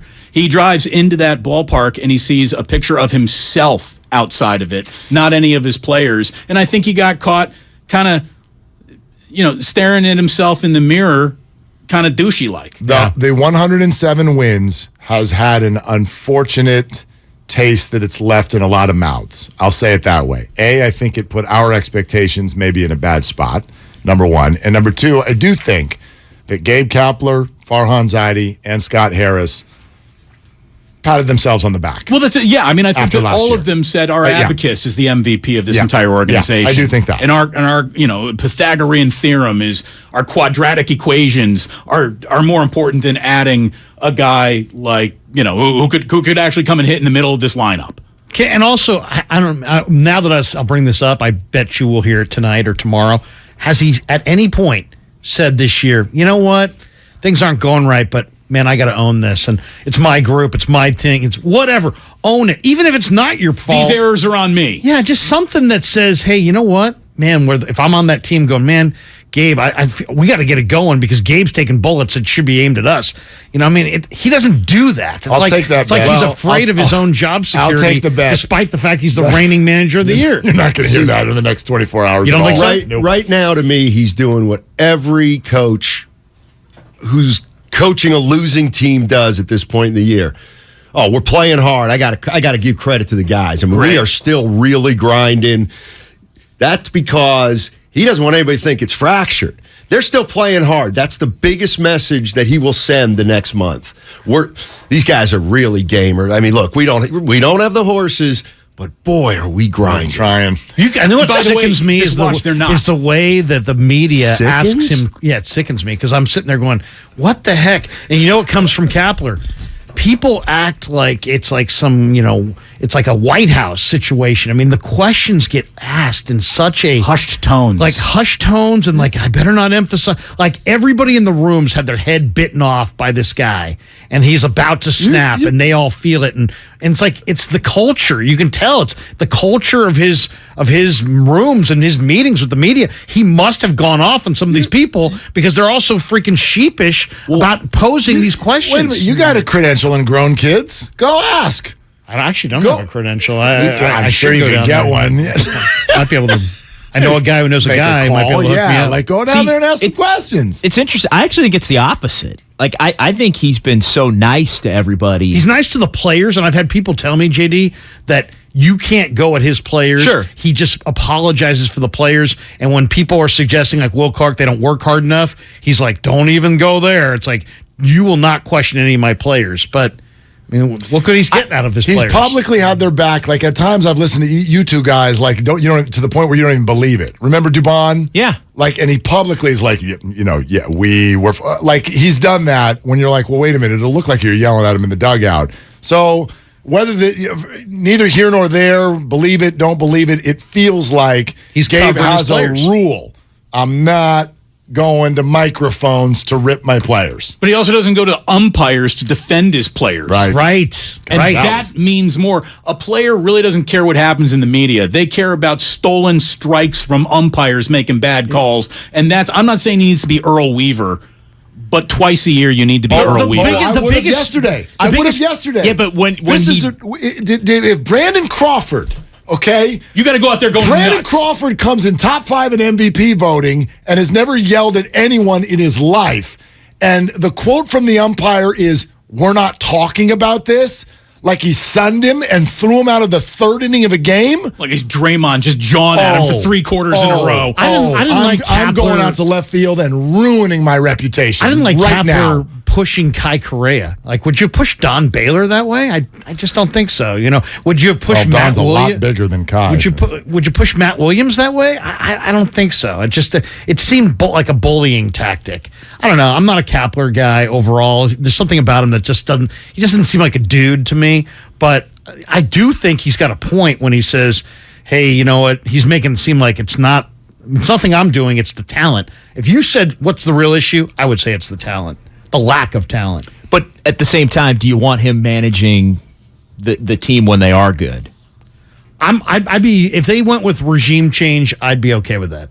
So you'd be okay with new GM, but he's the manager? No, regime change. I'm talking about goodbye. Both. Okay. Yeah. No, that's not going to happen yet. That's not going to happen. It's not going to happen. Even Farhan? I would be okay with that. Where Farhan is the architect of this thing. Name me the player that he's year 4. That he's drafted, developed, and promoted to the big leagues. Doesn't exist. Name me the impact player that he's traded for. That doesn't exist. But you like Kyle Harrison. That's on his watch. Well, I got to see it. I mean, it's like, but you're excited about him. There's no, it's a rebuild. Where's the flooring? Where's the walls? Where's the rhubarb? There's nothing. Rhubarb. Rebar. Rhubarb, I think, is a fruit. Your rhubarb's been rubbed the wrong way. Yeah, my rebar, my like rhubarb. A strawberry kind of a deal. You might have been talking about a baseball spat. They used to call those rhubarbs. That's true. Yeah, there you go. Or brouhaha. But where's the framework of the rebuild? If you're Farhan, what are you pointing to? Look, you got the 107. Farhan is great on the margins. He's great on the margins. He's great at identifying a quadruple A player who can come in and give us a month or two of good baseball. How is he 1 through 9? Build something. And that is, he needs, the problem isn't the guys coming off the bench. The problem is the guys starting the game. And if I hear one more time that, well, our starting lineup is predicated on who might come in as a relief pitcher, that's the wrong way to start a game. You need to worry about the starting pitcher and how your lineup performs against that guy, and to show you that they're so focused on what bullpen decisions could be made and what matchups lay await for them in any game that they are basically shut out in 3 hit in the first 5 innings against everybody. Yeah. They don't score. Reminds me of a guy I went to college with. Just never scored. Wow. You threw it to somebody else, not yourself, huh? Can't really blame him. I can't really say that about myself. He kept his own stats. He kept my own stats. Yeah, he did. 510, can we get a Bochy off between Damon and Mark? Get a beer. What was that movie, The Never Ending Story? Do you remember that? Sanchi.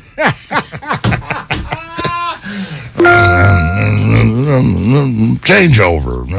I'll tell you what. 5 guys. You know what? Good burgers. Traeger. That's 5. Yeah. You know what? Steiny and JD. Gabe Kapler's greatest moment of the season was his reaction to your impression of him in real time. That's the best moment he had all year. A rare, genuine moment for Gabe Kapler as well. Wow. And with that, is he like A-Rod perfect? Is like you're trying way too hard to be A-Rod perfect? He's just phony. There's a steroid joke in there. It's just phony.